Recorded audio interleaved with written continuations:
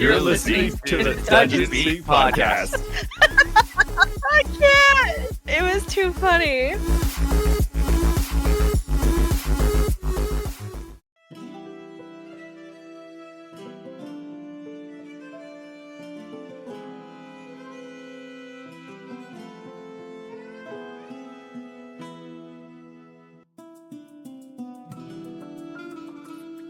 Coming across the dirt road, headed towards Stonemore, the town that loves celebrating every possible festival. Once a month, at least, there is a huge night, a huge festival where everybody gathers. There's free food, free drinks, free fun. There's nothing but happiness to be had. And going along this road, there's what is being known as the Love Wagon. And it's not anything crude.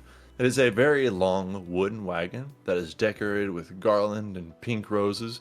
People can climb up to ride on top and talk or sing or have cheerful fun. There's lanterns on the back and the front. There's 6 wooden wheels on this cart, and it is just to carry people from all along the road all the way to Stonemore. And you 3 are the people who have been picked up. And in this wagon, there's actually... They love these festivals so much that they have babysitters or nannies that ride on this wagon, and you can hire them out as you're being picked up. So do any of you 3 have kids that need to be looked after? No, I'm okay. No. I do, yes. Okay. Would you like to hire out a nanny for the night? I would love to hire out a nanny for Judd and Jed. There's an orcish woman. She's rather tall, rather broad, but she's really good at getting kids to listen. Wonder why. She just kind of looks at you with a gruff look on her face.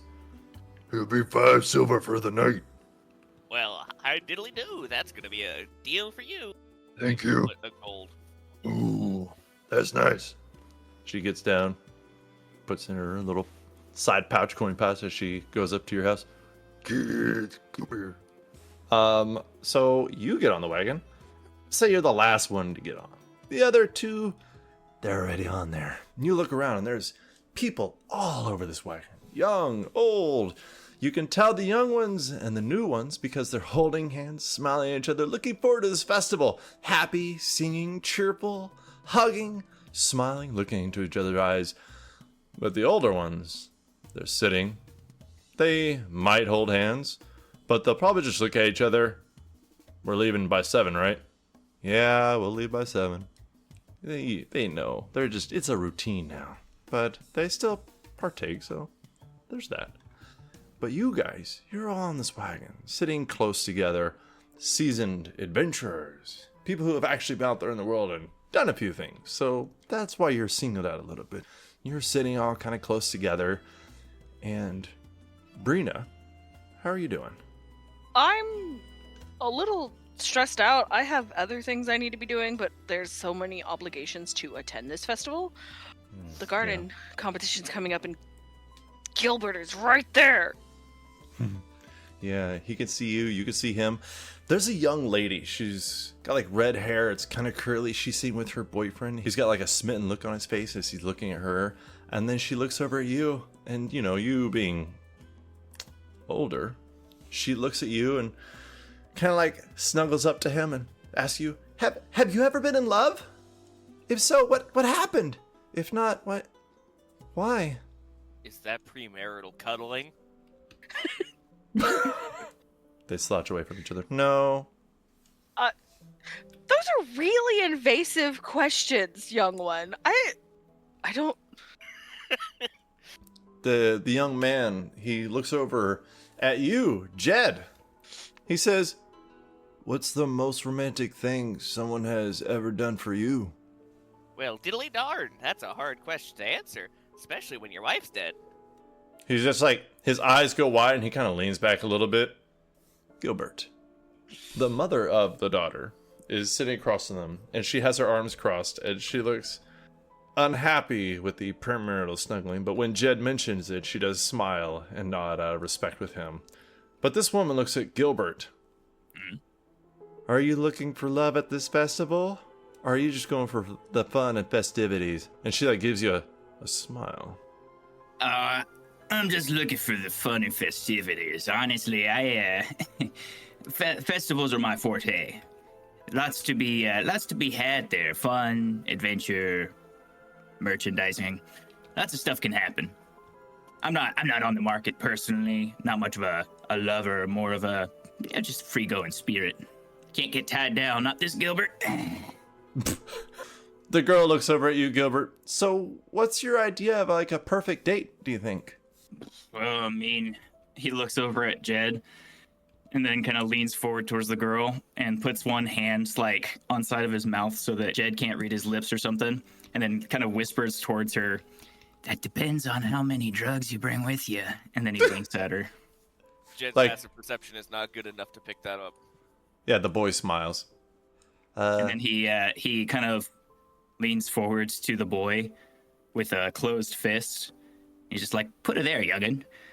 The kid like wraps his hand around your fist and shakes it.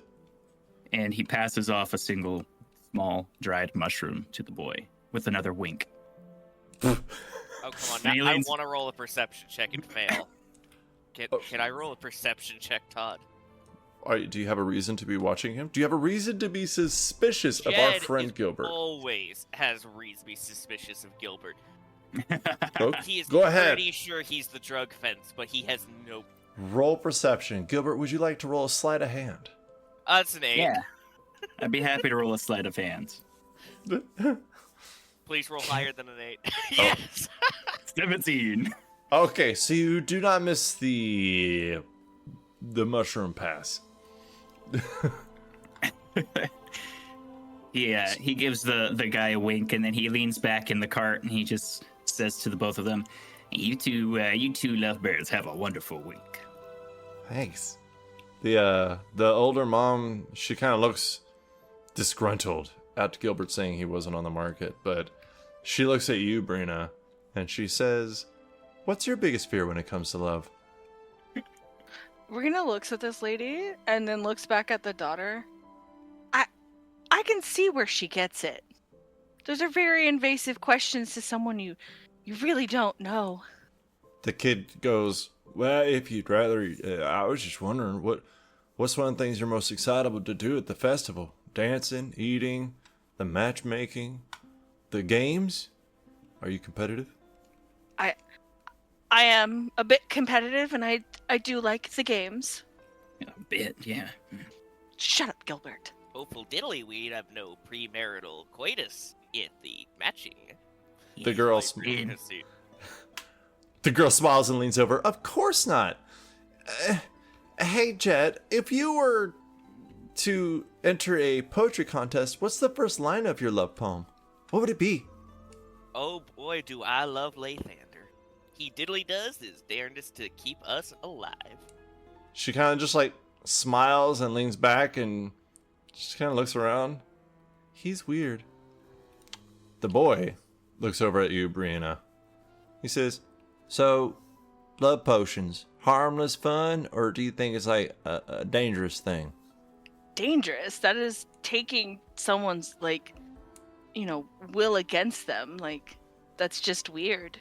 You shouldn't want someone to like you if they don't like you at all. Oh. Yeah, that's a good point. Those are bad. The girl kind of looks at him and he just looks at the ceiling of the wagon. The ceiling of the wagon. The girl says, "Anyway, so Mr. Gilbert, if you had to gift a token of affection to a stranger at the festival, what would it be?" You know, I have a fairly green thumb, as you might have known from me winning the gardening competition some odd 2 bicentennials in a row. I think a nice bouquet of the most elaborate and beautiful flowers that you could possibly imagine. And then he will cast the Druidcraft cantrip and fabricate a beautiful bouquet of flowers and hand it to the girl. She gets really blushed, like Her face goes red and she's like, oh my, that's so sweet of you. He diddly does always win that gardening contest. Cheater! Sorry, something caught in my throat. Yeah, Keeps there that must be something garden in the air. immaculate. The mom says, hey, Mr. Jed. Have you ever had a secret admirer? Did you ever find out who they were? Sure diddly did. And then she died. Oh, I'm really sorry. That's very tragic. But I've devoted my life to Lathander. And he's shown me the light, helping me raise my two boys.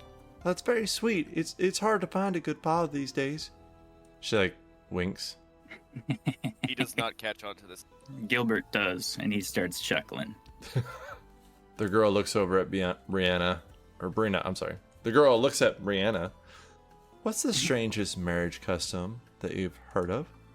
But they don't got that in a book somewhere? Thought you wizards were supposed to be well learned. I didn't read those kinds of books. Oh, I see. I know what you spend your free time doing, other than, your other activities. You mean winning contests that you can't? His gardening work is excellent. He's a cheater. She's a sore sport. The mom says, I don't mean to pry, but how is he a cheater? Spore. He's like raises an eyebrow at Gilbert by saying sport. And that's a pretty good pun there, Jet. Yeah. Sport, because, my specialty is fungi. You're pretty funny, Lathander man. The kind you get a joyride from? I mean, mushrooms have many different properties. Not all of them are fun. Have you ever tried to eat a red cap? Now that shit'll put you down. Put you down. He, intensely stares at the two young kids as he says that. At the very Like the end of this wagon. The very end of this wagon, you see a short guy, probably about 3 feet tall, with very sharp teeth and red eyes, kind of lean over. He's got these very large boots on and a red hat on. He goes, "You stop it!" Jed pulls out his sword. You diddly darn redcap, get back here! Now! Eating children? Besmirching Lathander's name? Yeah! He dives off the back of the wagon and then runs away. And he ran away. Those silly red caps always running around eating people and shit. I'll get him someday. So, as this mom stares at the couple, the young couple, as the boy looks like he's seen a ghost because she asked about marriage customs, and the girl looks around at Brina, Gilbert, and Jed, what does she see? What is... I want to know. Becca, bring Brina to life in my mind. Brina is forest gnome with big ears that are pierced in various places. She's got a really cute, chubby little face with a red line across her face, kind of like a sunburn, like she's been outside for too long. Really big brown eyes, and her eyebrows, she has wrinkles between her eyebrows of just furrowing them too much. She's got thick black hair that's tied in these little braids, on two sides. She's got a white tunic on with a brown vest thing, and then this big beautiful definitely wizard hat that's a minty green color, and a matching cape with it. She sounds adorable. Gilbert, pull us into the imagination stage. Gilbert is also a forest gnome, probably maximum about 3 feet tall, maybe less. He is bald on top, and on the front he has a large bushy mustache and a smaller, just the tip, little bit of his chin covered by a goatee, kind of Van Dyke style. He has big pointed ears with a couple piercings in them himself. His eyes are big, kind of a foresty green, and just a little bloodshot. He's wearing a kind of a patchwork brown and kind of tan colored tunic vest that goes down to his knees. and underneath that, he's wearing a short-sleeved white, like, shirt with various little mushrooms, like, painted all across them. And he is holding in between his hands, kind of leaning on it as they ride in the cart, this very gnarled-looking wooden staff. Hey, Dylan, take us away. That was quite fun. On complete contrast to Jed is quite a tall fella. He stands about 6. He looks human. He's got like bronzy brown hair that's sleeked back. He's got a very nice bushy mustache. Wears a small pair of spectacles. Going down, he wears what looks like plate mail covered in tabard with symbols of Lathander all over it. The tabard does not do him justice. Everyone in the town has seen him doing the tabard makes him look chubby, and he is not. But it does give him that friendly aura of a local thick tabard. On his side, he has a sword. On his back, he has a shield. Symbols of Lathander kind of dangling in different places. He's got very tan, like perfectly tan skin. Just always has a giddy look about him. He's the local friendly, priest. All right. After a bit of writing and after a bit of talking and uncomfortable questions toward Miss Brina, Jed letting everybody know the proper way of cuddling premarital, and Gilbert, well, he's probably selling some shit. You can't prove anything. No matter how hard I try. Yes. You guys finally reached the town of Stonemore, and you can see it in front of you, and to the left you can see up the hill the old manor where the all-powerful wizard who was once awesome, him and his wife retired some time ago. She owns a tavern in town, but they live up there. But as you crest the final hill, the town unfolds before you. A cozy yet bustling settlement nestled against rolling hills. Smoke curls lazily from stone chimneys, blending with the scent of fresh-cut pine and sun-warmed stone. The homes, raised on sturdy stone foundations, stand proudly with timber walls and vibrant banners fluttering in the...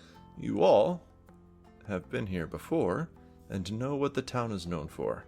Often, laughter and the hum of life carry on the wind as townsfolk go about their day. Their cheerful faces usually speak of simple contentment. Every time you have been here before, the streets were clean but lively, and garlands of colorful cloth hang between the buildings, hinting at an upcoming festival.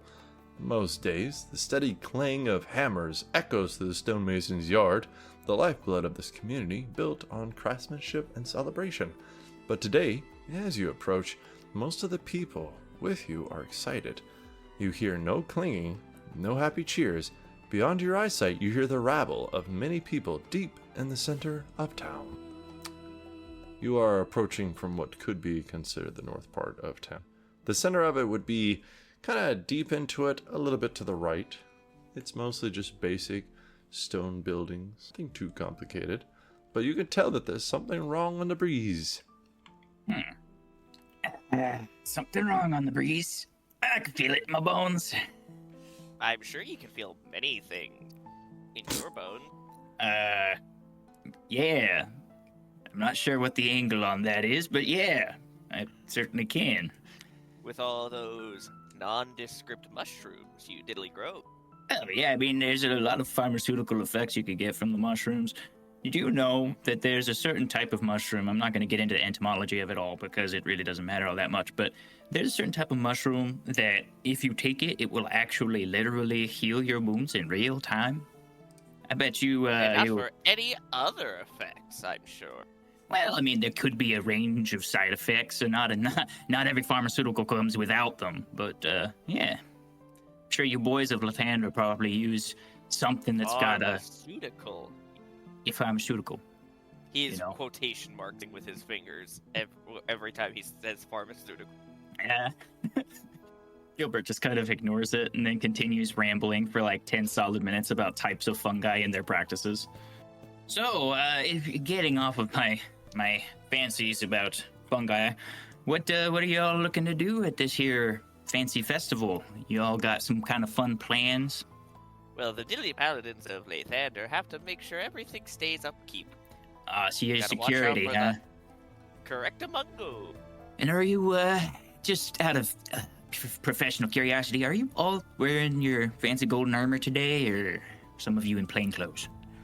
Now, why Diddly do would I tell you that? I'm just, concerned, if I have to, I don't know, call for help, would I be able to spot a paladin of Lathander walking around? Or would I, it's just gonna look like everyone else? It's a matter of public safety. The safety of the public. We Diddly got that done. He's going to place a hand on Gilbert, which is very low, and be like, to him, Jed is tall. So he pats Gilbert on the back, reaching down to even touch Gilbert. Now, how about we come and Googa Dog now? What? To the festival. Oh. The Diddly Day has just begun. Yeah, no, totally. I've got some festivities to participate in myself. I'm very excited. I hear there's going to be all sorts of activities, very many like booths and games and whatnot. I'm excited to see what they got going on. Brina, sure you ought to participate in something. Take a little bit of the, whatever it is you've got going on off. I don't take advice from cheaters. He rolls his eyes. Fine. As you guys move into this town with angry rabble being heard in the background and talking about drugs and shit on the way there, you eventually get there and you see that the festivities have pretty much been halted. Signs have not been put up, banners have not been put up, and a lot of the activities have not been put up. And instead, people are yelling or screaming at each other. And for instance, you can see there's like an elven woman with white hair yelling at a human man, and she's accusing him of something about finances. You can't really hear too much of it. There's an elven woman and a man who Jed would actually recognize from the church as Brother Iman, but she is yelling at him, and he's calmly just letting her know that she is wrong, and she really appreciates that. There's just a whole bunch of couples, but everybody here seems to be arguing and yelling at each other. And it looks like there are 5 main couples here who run booths at this festival that are just completely just going at it. There is the human Like and arguing? yes, heavily arguing. Okay. As you enter this middle town square, I actually would like everybody to make wisdom saving throws. What in the diddly darn? Real quick, can I roll my portents for the day? I don't know what that is. So I'm playing a deviation wizard, and I get portents, which portents are when you finish a long rest, you roll 2d20s and record the numbers. You can replace any attack roll, saving throw, ability check made on you or by a creature you can see with the following foretelling rolls. You must do so before you know the roll. I'm going to roll my portents real quick. All right. A 19 and a 4. Alright, I'm going to hold on to that. Also, is what may be affecting us a magical effect? It is mind affecting. It is a magical effect. So, Cool. Then I as guess you we're guys, with advantage. Same. so as you guys walk into this town square, Brina, you hear like this kind of dry voice that almost sounds like a distant echo in your ear. Gilbert is a cheater. Cheaters do not deserve to live. Gilbert, you hear the whisper in your ear. She's condescending because she's jealous. If you owned what was hers because she was no longer here, then you would have to hear it no more. Jed, you hear non-believers. They need to be smited. All of them. What's your wisdom saving throws? 19. Figure. 22. Uh-huh. 16. 16 is the DC. So you all hear this, but you just are kind of like looking around. You're like, I mean, he's not wrong, but seems a bit extreme. What? What the diddly darn? But you see nobody that could have said it. Very, very strong feelings about various things. Are any of you... Get you real quick. Nope. Brina. Yeah. Would you please roll an Arcana check for me? Yeah. Okay. That was a natural 20 for a 28. Oh boy. You are insanely aware of what just happened. I'm gonna let you decide how she's this aware, because maybe she's cheated herself and made people forget. This is a spell called Mindless Rage. Its only purpose is to make people hate something. Whether it's one reason or another, it's usually something that's right around them, because the person who's casting it might not even be able to see them, because you know it has a very large range / radius, and it could be affected in different ways. And it looks like somebody or something tried to affect all three of you at once, which means they ain't no kid. Yeah, but that does give you a sneaking suspicion about the people around you that are all arguing, all of them to which you would recognize as couples. Both okay?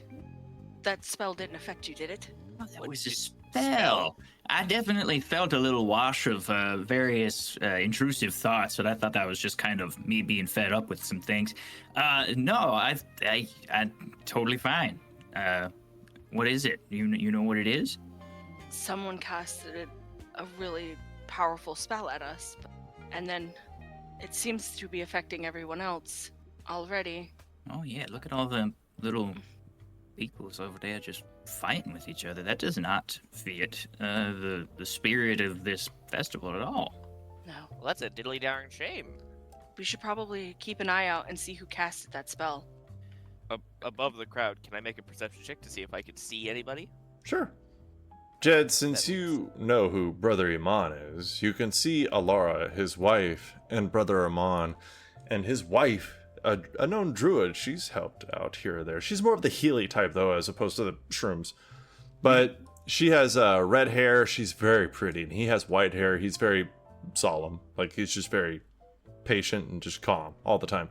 But you can hear her yelling at him, because you know them. And she's sitting there like, you don't listen. You don't pay attention. He just is looking at her, and he holds up his hand and says, I do. You just don't care enough to notice when I do. So it seems like they're angry with each other, but he's so calm that it doesn't really come across as such. What'd you get? That is a 16 perception. You do not see anybody who you... Well, I'm sorry, let me start again. What exactly are you looking for?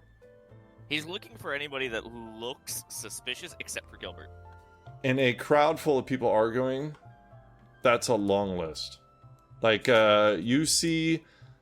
There's... Is there anybody who's not arguing in this crowd? No. You see couples like Ulrich and Silvara, a human and elf. They're very kind to each other usually, but she's yelling at him about how he doesn't know anything about business, and she doesn't know how to do anything but read, so she wouldn't even know about the real world. That's fun. There's a blacksmith, Grimner, and his husband, Zephyr. The info broker, as he's called. Grimner is a dwarf. He's looking up at his husband, a purple tiefling with curled back horns. You never help around the house. You never clean. And Zephyr looks down at him. I do clean. You just don't notice. I don't actually clean. I hire someone. You caught me. Oh well. They all just seem This is angry. really sad. Hey, what do you see up there with that long-ass head of yours? Not much. Hey, oh. You don't see anybody nefariously casting any spells? Not only no, I don't see anybody. Oh, well. Here, how about you take a look? He's gonna pick up Gilbert. Oh, boy. We're going up. I He's gonna will hold Gilbert well above his head. do a perception check. Go ahead. This is my help action. It's a 7. Well, you can't give him the help action because you've already done it yourself. Okay. I think he's just lifting him up then. Looks like a lot of people are arguing with each other. I don't get Well, into this ideally city don't very do much, that. but yeah, that person over there is fine looking. I tell you what. I dropped yeah. him. Oh god. Yeah, when you will see one of the couples, Gilbert. They are known to be one of the prettier couples, but it's an elf man who's a ranger. He's a hunter. He wears black leather armor, and he has very handsome features, defined jawline, short-cut silver hair, and he has silver eyes. So a lot of times he'll be like, "Hello," and the women are like, "Ah." But he is married to a tiefling with lighter purple skin, and she has like almost like a fiery red eyes and curled back black horns. But she plays the lute, and she'll often sing while walking down the street. And she wears like black or brown leather armor with a red cloak around her, and she has purple curled hair that kind of dangles around her face and around her horns. And she is very pretty. And he's sitting there accusing her of liking the other tiefling, Zephyr, who is married to a Meldorf, and she's accusing him of liking the elf druid. So it looks like they're both accusing each other of liking somebody. But again, y'all would know him as Varys and her as Torn. We should diddly do something about all this. Yeah, it's trouble in paradise out here. It's like, I can't see a single happy couple in this entire crowd, and statistically speaking, that's just not likely. Brina, what did you say that spell was again? Mind Rage? Mind Was that- Rage. Do you was that happen to correct, know? Mindless Rage. Silly, Mindless Rage. But it's really close, so I'm giving you credit. that's a silly spell there. Do you happen to know, like, what level of, like, spell casting that requires? Is that something only a really powerful mage could do? I don't know, Todd. What did my natural 2028 give me? I will send you the details of it. No, so it is it's not exactly advanced arcane, or in real life terms, it's a level 2 spell. But it gets better the higher level you cast it at. So it affecting this many people in this kind of radius, that's where it's like, well, hang on, it's been affected by somebody more powerful. But the basic spell itself is only level 2. Yeah, let's get down to the business here. Fuck, I don't know. What do you guys want to do about it? Since we appear to be the only ones who are not pissed right now. We should probably find who cast that spell. Ruining the festivities, that's such a terrible idea. I know. Think of all the games we're missing. Think of all the people think of all the people who could be experiencing very much more happiness right now. You know, like, That's a diddly darn good idea there, Gilbert. We should get going.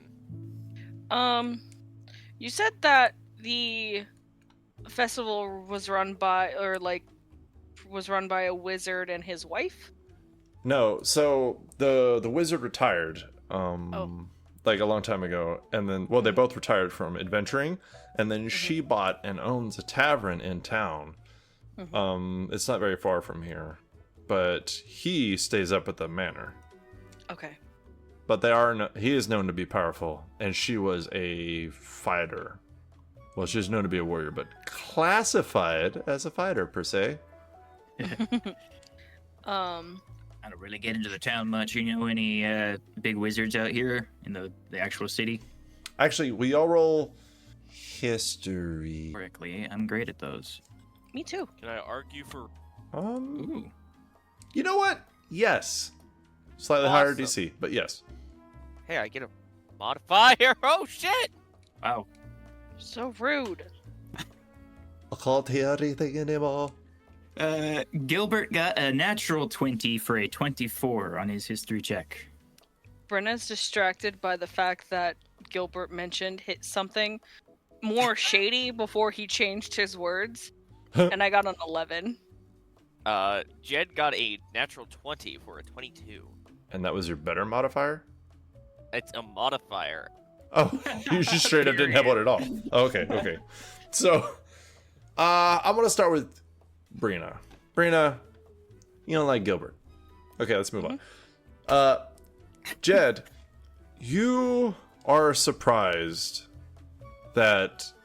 Or, I'm sorry, you're not surprised to see that the wizard, who you probably would go ahead and just know his name, is Eldrin Star Whisper, and his wife's name was Marigold Star Whisper, but she was more known as Mary because, you know, she She was a halfling who was boisterous. She was fun. She was always laughing. She was strong and would arm wrestle men at the tavern. Like, she just loved having a good time. She would give people free drinks all the time. And you'll notice that I'm using the word was because you helped carry her coffin. Or the fuck would they call it in D&D? Her Often. do they have coffins? Casket. Casket. There, thank you. My brain stopped. Jed, you helped carry her casket when she was buried, which moves me on to Gilbert, who got the 24. 2 months ago, the tavern was handed over to another person because Marigold, or Mary, died of a disease.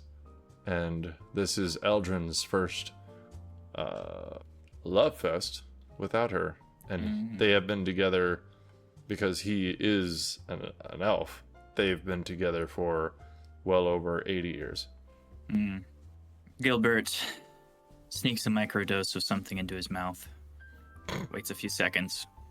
Oh shit, I just remembered something, guys.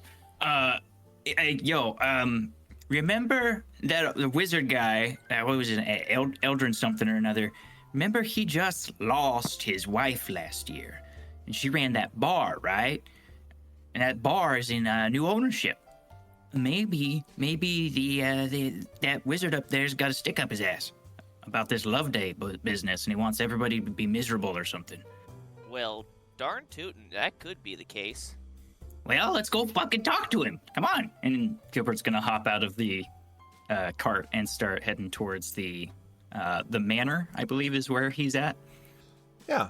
You can head outside of town. You can either come back the way you came and then go around town, or you can just cut through it, and then you just climb the hill beside the town, and you can get up to his manor.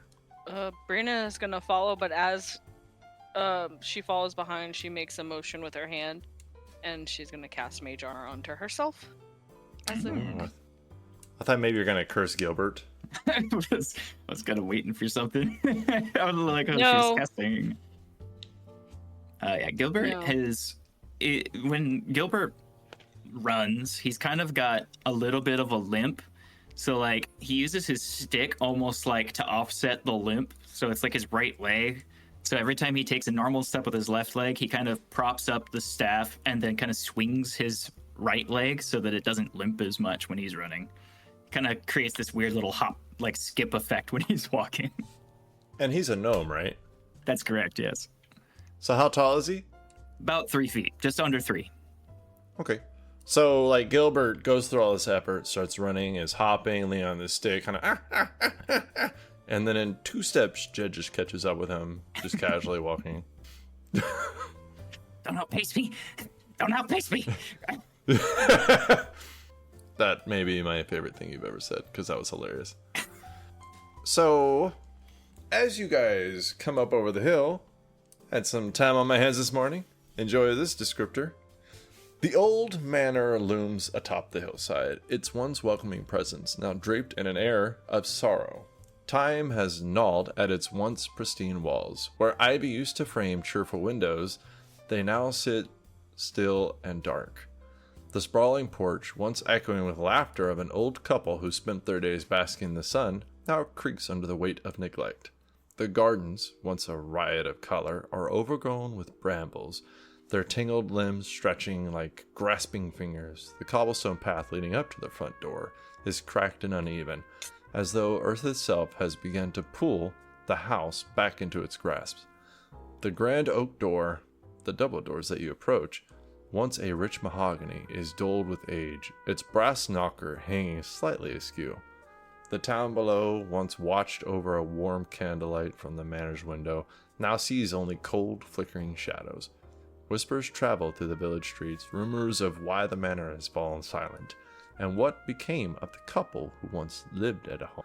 The wind carries the scent of damp wood and forgotten memories, rustling through the broken shutters like a mournful sigh. Even though it's only been 2 months, it's almost like this place has been locked out of time itself, and everything has been just fast forwarded by 10 years instead of 2. Something has changed, and though the house still stands, it feels less like a home and more like a monument to something lost. So you approach these tall wooden double doors. Base is fucking bleak. Considerably scary, it is. Give it a knock, I suppose. You're the cops. What's that supposed to mean? I don't know. I don't have any authority to go knocking on people's doors. I'm just an alchemist. Alchemist with finger quote. He will take a gauntleted hand and go knock, knock, knock, knock, knock, knock. You receive no answer, but you hear the echoing of your knocks beyond the door. Mr. Eldrin, this is Jed Newlander from the Temple of Lathander. I'm just here to talk to you for a moment. Everybody knows you never say you're from the temple. The door never will open. I've got a warrant. You hear no answer, no response. He puts away the tiny jar holding an ant wearing armor. Well, I guess he didn't want the war ant. Can I make a perception check to see how recent it looks like the door's been open? Like any dust on the ground or anything? Yes, ma'am. Can it be an investigation, or does it have to be perception? No, it can be investigation, it can be nature, it can be perception, it can be athletics. I'm just gonna investigate. Oh. Check the dust on the ground, like swipe my finger. Athletic. I'm gonna like swipe around the door to see if there's like dust sitting on it, and like when the last time it looks like it. 26. It looks like the door has been opened probably within the last 8 hours, but you can tell that there is dust around the fingerprints, and it looks like the fingers are a bit more gnarled and bony than they should be for a human man. And it looks like the fingers are in the exact same place. Every time there's dust around these small fingerprints. So either he's only used the door once or twice and he just happened to touch the same spot, or each and every time it's the exact same spot. It's been that way for months. Oh, that's strange. What do you diddly see? Well, I mean, it's normally when you open a door, you don't touch the door in the exact same spot. But every time this door is open, it's touched in the exact same way. Can I mimic how the door is touched the exact same way to try to open it? Yeah. Okay, I'm gonna do that. Roll, I'm going to say just dexterity, because Okay. you're trying to put your fingers in the same spot. Okay. I'm pretty dexterous. 19. All right, you put your fingers in the exact same spot. You give a little bit of pressure. The door gently opens. About 10 feet in front of you, you see another set of double doors. This looks like an entryway. You see a little pad to the right where you can put wet boots or shoes or sandals. You see a little place to the left to dry off your feet. A little place to hang coats, weapons, what have you. We should move with caution.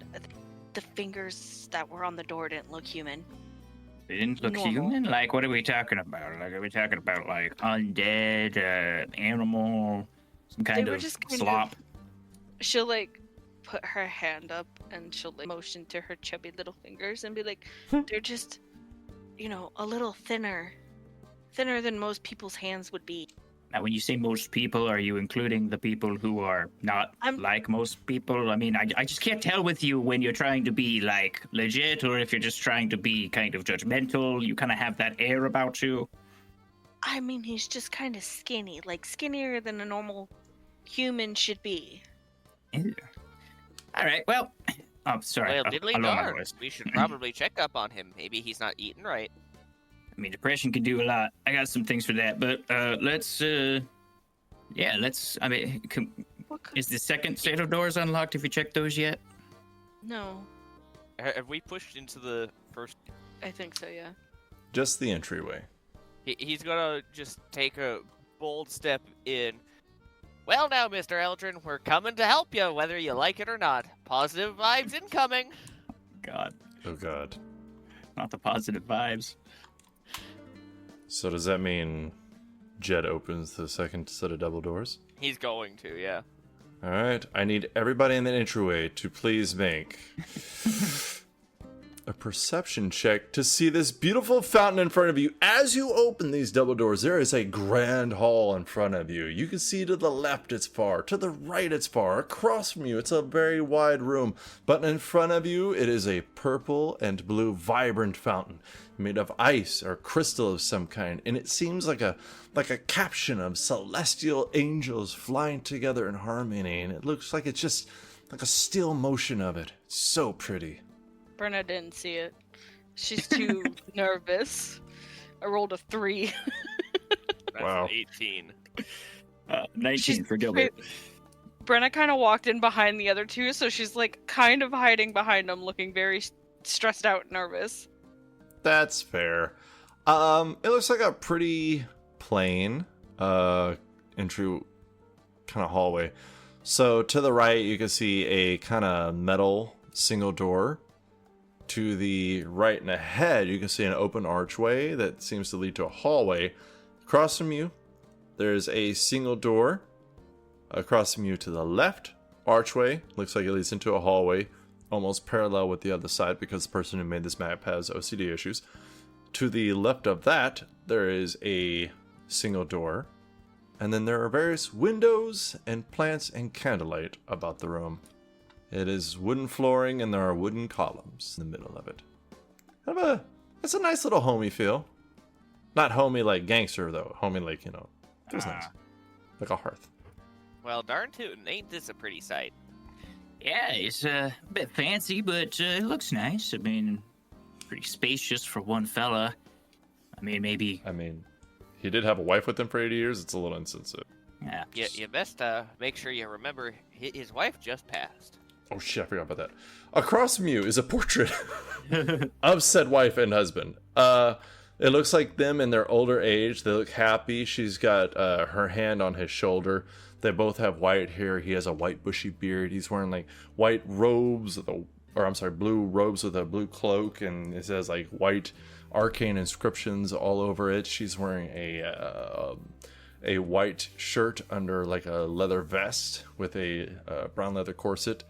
And they're both, she's smiling a little bit more than him, but they both look happy. And you can see they are both wearing matching silver rings in the portrait. A glimpse to a happier time there. Yeah, they're a handsome little couple. It's unfortunate. Yeah. Well, time does catch up to everybody. I know how he feels.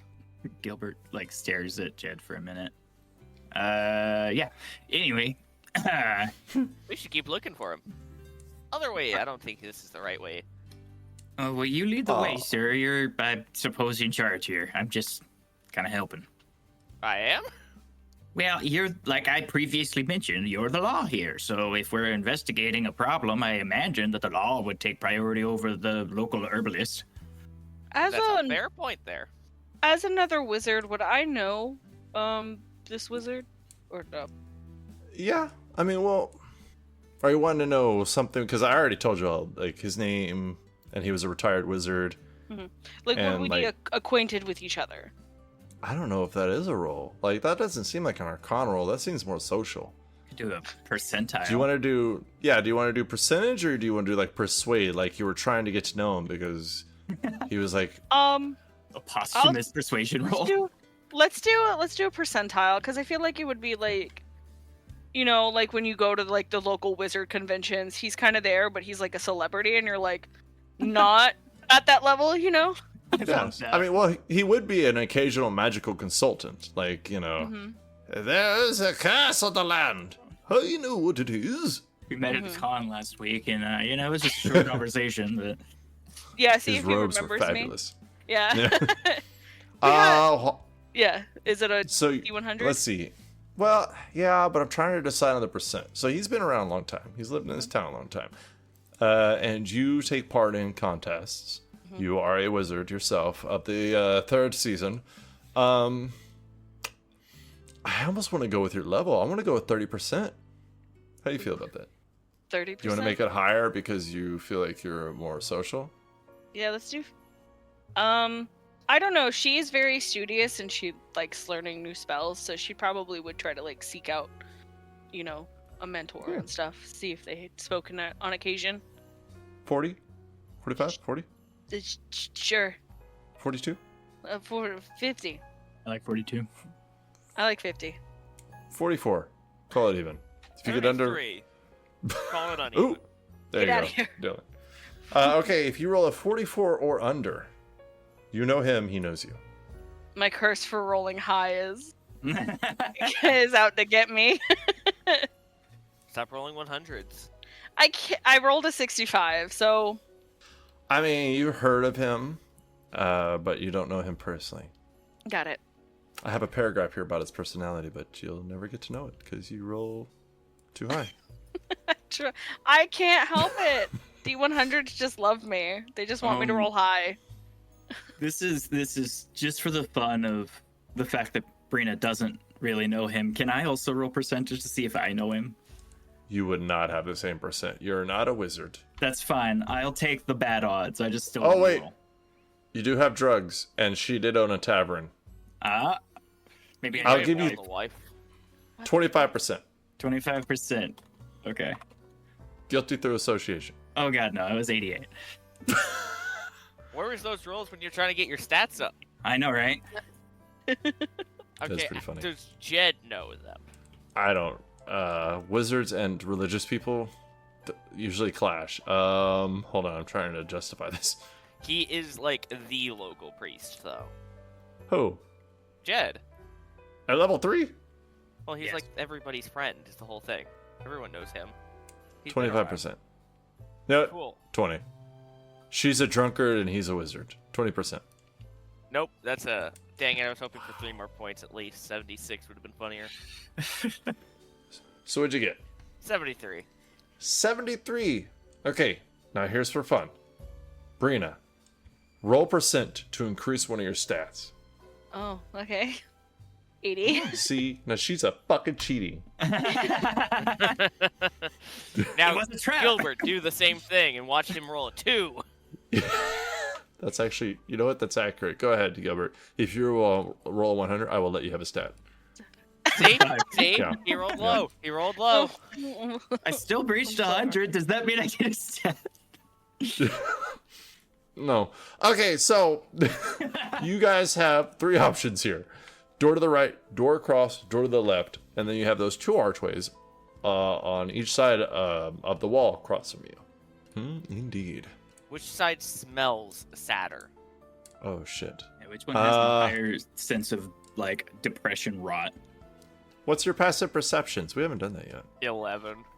Uh-huh. It's a swap. I'm now the bad one. It's 14 for Gilbert, but he's got a passive insight of 17, if that matters. No, not at all, but I appreciate that. Brenna has a passive for 11, but my passive investigation is an 18, so. Passive insight. Why is that a thing? Fuck that. Well, she said investigation. I know. I was looking at his passive insight. I'm like, how the fuck is that a thing? I don't like it. I think passive That's weird. insight is actually really cool because if you think about it, like when someone like lying, you could be like you could use someone's passive insight to get it. So like the person who's trying to lie would have to make a deception check. No, that player needs to be like, I think they're lying. Can I make an insight check? I don't want to be like, they say this, and then you automatically know they're lying. Like, no, Oh fuck no, that. you could give like little hints, like their eye twitches a certain way, or like you know. Like your passive insight picks up that they have a slight tick where they keep scratching the back of their beard, you know. Your passive insight makes you a cop. So, if you want to know the smell, you need to make a perception check, because y'all's passive perceptions, well, yours is 11, but the person with a decent one isn't the one who asked. So, if you want to make a perception check, you can. Otherwise, just gotta pick a direction and go. Not D29, what the fuck? That's a 20. Is it really? Jesus, you're rolling high today. You know what? Smells like evil to the left. Through that door. Smells like evil. Jed would smell evil. Well, diddly darn, I smell something downright disturbing over this way, and he's going to the left. I'll go Alright. get him, boy. I'll follow. It is a single wooden door. To the right of it is the archway. The archway is no more than 7 feet high. The hallway, you can see down it. It goes down quite a bit. There's a few doors to the left at the end of it. You can see it kind of curves off to the right at the very end of the hallway. About 10 feet wide. All wooden walls, wooden floors, wooden doors. It's very consistent throughout this place. But in front of you, just a simple wooden door, no lock. Just a little knob that you can pull on. Crack-a-lacking that right open, my smackin'-mackin'. Alright, you crack-a-lacking that right open. And you see a table spread in front of you. This table is about 15 feet long. There's bread, there's fruits, there's drinks, there's candlelight, all across it. To the left of you, you can see double doors that are open. Beyond that is a stone, my brain stopped, a stone oven. There's a table in there with meat on it. Looks like somebody's got a knife on it, and looks like they were cutting meat. To the right of you, just coming into this room, beside the table, is a doorway that leads into what looks like barrels and breads. So it's like a pantry type area. And then you can see another door a little bit further down in this dining room area, but you're not really sure where it leads. You can't see it just yet. But that's what you see in front of you. Oh, look, free food. Hello? Mhm. Anybody here? Mr. Eldrin? Yeah, you around, fella? You hear nothing. But as you go to look at the food, because even if you were joking, you'd still be a little curious, right? Oh, yeah. So as you go to look with the food, you see it's decayed. You see it was put out, all of it, and it's decayed. Not eaten, decayed. And the part that seems a little strange to you is that even though it was laid out, left, and it's decaying, things here are being eaten, but not the food. It looks like somebody has come and they're eating the maggots that are eating the food, the roaches that the food has attracted, the bugs that are being attracted, but not the food. Ooh. There's a whole ecosystem going on in this buffet table. Well, what the dilly darn? That's disgusting. So there's the table, and then there's food, but the food is old and getting eaten by maggots, and there's something that's eating the maggots? Yes. Do I see any wildlife around? Any, like, besides the cockroaches? No, but do you want to make some kind of check so I can tell you more for sure? Because right now it's just kind of general information based on a 14 passive. Absolutely. I would like to do a nature check to see if I can find any kind of inclination that this is the work of animals or something that's not natural. Okay. Jed, Brina, do you want to do anything? Can I make, this sounds silly, but like an arcana check to like sense the magic in the air? It's a wizard tower. There's bound to be nothing some. silly about that. Okay. Yes. That is a wonderful idea. Gilbert, what'd you get? 24 nature check. I gotta get all these high rolls out of the way before y'all get into combat. This is a lot. All right. So with that 24, you're looking for claws, paws, footprints, things knocked over, things that animals don't care about, aren't particular to. Like, they're not gonna worry about knocking a mug over because they're animals. I don't give a fuck. Like a human might reach around to get some food or something like that, but you see no paw prints. You see nothing's knocked over. What you do see is in the maggots that are on one of the meats, like a piece of ham that's on there, you can actually see there's a scoop taken out of the maggots, like fingerprints, like 4 finger dips that were in the maggots in order to scoop out maggots, and then almost like a shovel. If I'm you gonna let you picture that for a minute. I'm gonna picture that for a minute and then go throw up. Well, that's dilly darn disgusting. Yeah, it looks like somebody's been eating the maggots out of this rotted food rather than well, obviously the food's rotten. You probably wouldn't want to eat it anyways, but it definitely looks like the maggots are the actual food now. I loathe asking this, but Brina, do you happen to know of some kind of thing that would want to eat maggots? Well, What did you get there, Miss Brina? 20 for my magic check. Magic in the air. But Brina don't fuck with bugs. She don't know Nothing about does. Mm-mm. Nothing natural does. Mhm. Chickens. Yeah, there's no chicken signs here. I would have seen the scratch marks. No. So, Jed, Evil, Gilbert, not natural, not a predator. Something's doing this. Brina, you're kind of looking around, looking at the signs. You're sniffing the magic in the air. And then suddenly you start barking because it's so magical.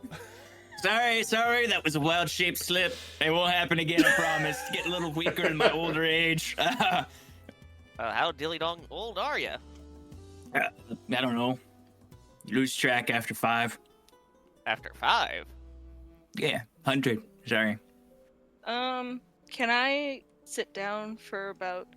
You watch as, like, Brina sits down briefly for about 10 minutes, starts drawing, like, thing on the ground with some chalk. And I'm in a ritual cast, Detect Magic. How long does it last? It's up to 10 minutes. So I'm asking because I am assuming at some point it would occur to Brina that every wizard has a wizard study. So I don't know if you want that going when you decide to look or go to somewhere like that. Yeah, she's gonna try to keep it up as much as possible. Ritual casting, if I remember correctly, takes 10 minutes. So what do y'all want to do while she's doing this? Look at all the rotten food. It does smell terrible in here, by the way. Like, I don't know how you'd focus on ritual casting with the smell in the air, but whatever, you're better than me. She lives next door to Gilbert. His house smells like weird mushrooms. Damn. Sabrina really just does not like Gilbert. Like, this is a hate. Yes. Yeah, have she's like old 3 wounds. losses away. She's 3 losses away from burning his house down. Oh shit. That's rough. She knows she knows he's cheating. She just can't prove it yet. I mean, you will eventually, so it's okay. Gilbert is going to look around in the... he's just going to poke around the extra areas here, like look around in the other 2 rooms. All right. The kitchen, it seems like a normal kitchen. The pantry seems like a normal pantry. Other than food being left out, everything looks normal. But it looks like everything was left out intentionally, so that's the only weird part. But beyond that, there is a short hallway about 10 feet long. Do you want to venture into this hallway alone? No, he wouldn't leave until she's done casting her spell. He's just gonna rummage through the various like cupboards and supplies while she's doing that. Just kind of, he's nosing around. Okay. You see wine in there. It's pretty nice little spirit. I don't know if Gilbert's a drinker or not. Yeah. He opens the cabinet, sees the wine. Where is Jed at right now? Jed is just hand on chin, like staring at the maggots like, this is diddly darn disgusting the entire time right now. Gilbert reaches his staff out and just kind of slowly pushes the door to the kitchen close, and then grabs the bottle of wine out, uncorks it, and takes a swig. Nice. He like takes a swig, looks at it. That's a nice year. Puts it back, and then goes and joins the rest of everybody. And looking down that hallway, I will say you did see a window to the right and a door at the other end of the hallway on the left. After 10 minutes, Brina, you're able to sense all the magic in the air. Mm-hmm. There's no magic in the room. Well, you got anything with that magic sniffer? Not in here, but we should keep investigating. Yep. Okay. Darn tootin'. Like, she's got, like, around the not like her whole eye, but just around her pupil has, like, a slight, like a light blue glow for the detecting. Hey, that's a pretty fun idea. I like that. Oh, diddly darn, she's been possessed by the ding dong devil. No, that's Kill just a magic spell. Yeah. He kills Brina. I'm kidding. Let's do it on this hallway over here, yeah? Hallway time. Jed will lead the way. Gilbert's gonna, if he's tall enough, he's gonna try and peek out the window as they're crossing by. The short hallway, right? Yes. Okay. So you peek through the window and you see some of the outside, but you mostly just see a wall to the pantry. Ah. And then you see another wall to the left beyond the pantry that probably leads to another part of the house. At the end of the hall, where the door is, it is cracked open slightly, It looks like a small square room. You push a little bit with your staff, sword, shield, or whatever Brina has. Wizard's wand from the Harry Potter Universal Studios. I have a quarterstaff. Oh, okay. So she quarterstaffs In it. her hand, it's an 8th staff. That's pretty funny. Yeah. So it is a latrine. So if you have any needs, Is it a magic bathroom?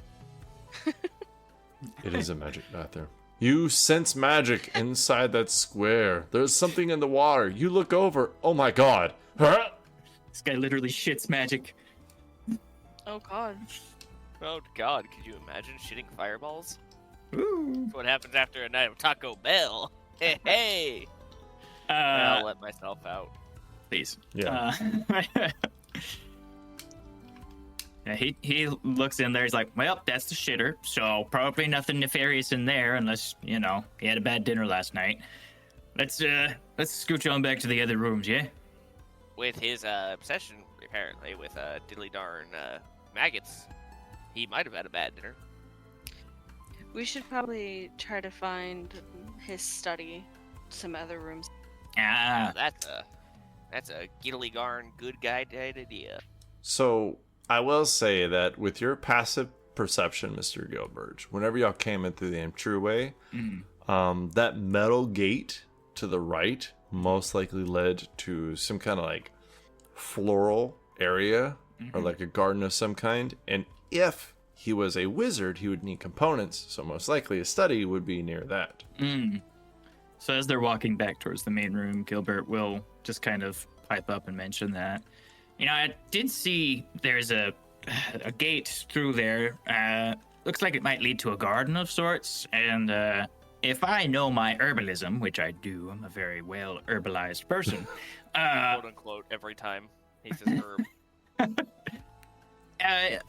He would need components for various spellcrafting, so maybe he's got his study just past that garden. What do you say we head that way? Well, I don't see a problem with that one. Darn tootin', Alright. you could have said that sooner. Yeah,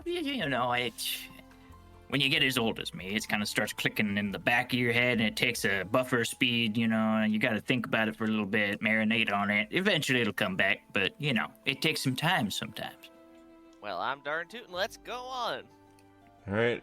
So do y'all want to go to the garden area? Yes, Yeah. east towards the Yup. metal grate. Or gate. All right. You open up the... Towards the potatoes, yes. Important You spell component, potatoes. Of course. You see the metal gate. You open it. It's about a 30-foot long room, about 15 feet wide. Plants everywhere. Middle of it, it looks like a hollowed out fountain of some kind. It looked like it was nicely curved a long time ago. There's intricate details carved into the stonework, but it looks like it's been hollowed out and plants have been put in there to grow through it. And then to the left side of the wall, there are a couple of windows, and then beyond that, a single door that is open. If you walk towards the end of the room and look through the door, you will see it is another latrine. And in every corner of this room, there are candelabras lighting the way. Does the plant life in here seem overgrown at all, or does it seem like it is maintained? It seems maintained, but there's some things that don't really fit with what's going on. Like he said, or like you said, it was 2 months ago. So like the outside didn't match it, but this room does match it. Like this room looks like 2 months. Like it's not like the plants have grown a little bit, but they're not like wild yet. Like that would take a good while. So it doesn't look necessarily like he's been maintaining it since those 2 months, but the plants have not died out like the area around the actual building. Yes. Gotcha. Okay. Gosh, he needs to prune his nightshade. Just want to get too out of hand if he leaves it like that. He has niddly narn nightshade? Yeah, it's a popular spell component. It works in a lot of different things. It's only poisonous if you eat it. If you're just using it for components in a spellcraft, it doesn't really do much besides feed the spell. Now, Miss Brina, do you know by chance the spell components of that diddly darn spell that got everybody going in a middly mind rage? Sure. Can I make another Arcana check? See if I can Yes. figure that out. 22. That is Great. So, with that roll, Brina, you know it's a pain in the ass to do this spell, especially on a level like he did. It requires a drock. It requires a drop of orc blood, a splintered weapon fragment from a weapon that's been used in battle, a beast's fang, so any kind of predator, a pinch of red hot embers, and a vial of fermented troll bile. That's always fun to get. Mm. Uh, Well, if he's the one who casts the spell, he ain't growing trolls out here in this garden. But you know, you wizards are crafty types. Maybe he got it from somewhere else. I guess. so just to refresh my memory, because it's bad, we walked into the garden and there was another bathroom. Yes, ma'am. Did you need to go? There's a door. I was just verifying that there was nothing else in here other than the garden. Oh. Yeah, And the it's just plants and a latrine. Yes, ma'am. Bathroom. Yielding bathroom. I suppose I was wrong. I don't know what kind of structural logic there is in putting the garden farther away from the magical study, but I don't know. I'm just a druid. What do I? Brina's gonna walk up to the bathroom door. Am I sensing any magic off of it? No. Okay, good. You know what? I'm sorry. Can you sense magic through walls? Sorry to interrupt you, but it will matter. You're fine. Let me double check this. 30 feet. The spell can penetrate most barriers, but it's blocked by 1 foot of stone, 1 inch of common metal, or a thin sheet of lead, or 3 feet of wood or dirt. 3 feet of wood or dirt. These walls are not 3 feet thick, and I have established that they are all wooden. So I hate to say it, but you sense magic. I want to be exact here, so hang on, let me do some measuring. Okay. From the bathroom door, Special kind of magic to go bathroom. you sense a strong abjuration magic as you step into the bathroom. Ahead of you, to your right, almost exactly 30 feet away, but it is not in this room. Is it like through the bathroom? There's a hidden door almost? Can you tell feet with that spell? Like, I know if you stay on it for a little bit or like whatever, you get more details, but if you sense magic in this way, you can use an action to see a faint aura around any visible creature or object in the area that bears magic. You can learn at school of any magic, if any. And it says I can sense the presence within like 30 feet of me and like through 3 feet of wood. okay. I mean, okay, so yeah, you sense it, but I mean, I guess you would see like a big blur kind of through the wall and a little bit towards the ground, as if underground almost. But I mean, that's it really. I don't really know what to tell you besides that. It's not in this room.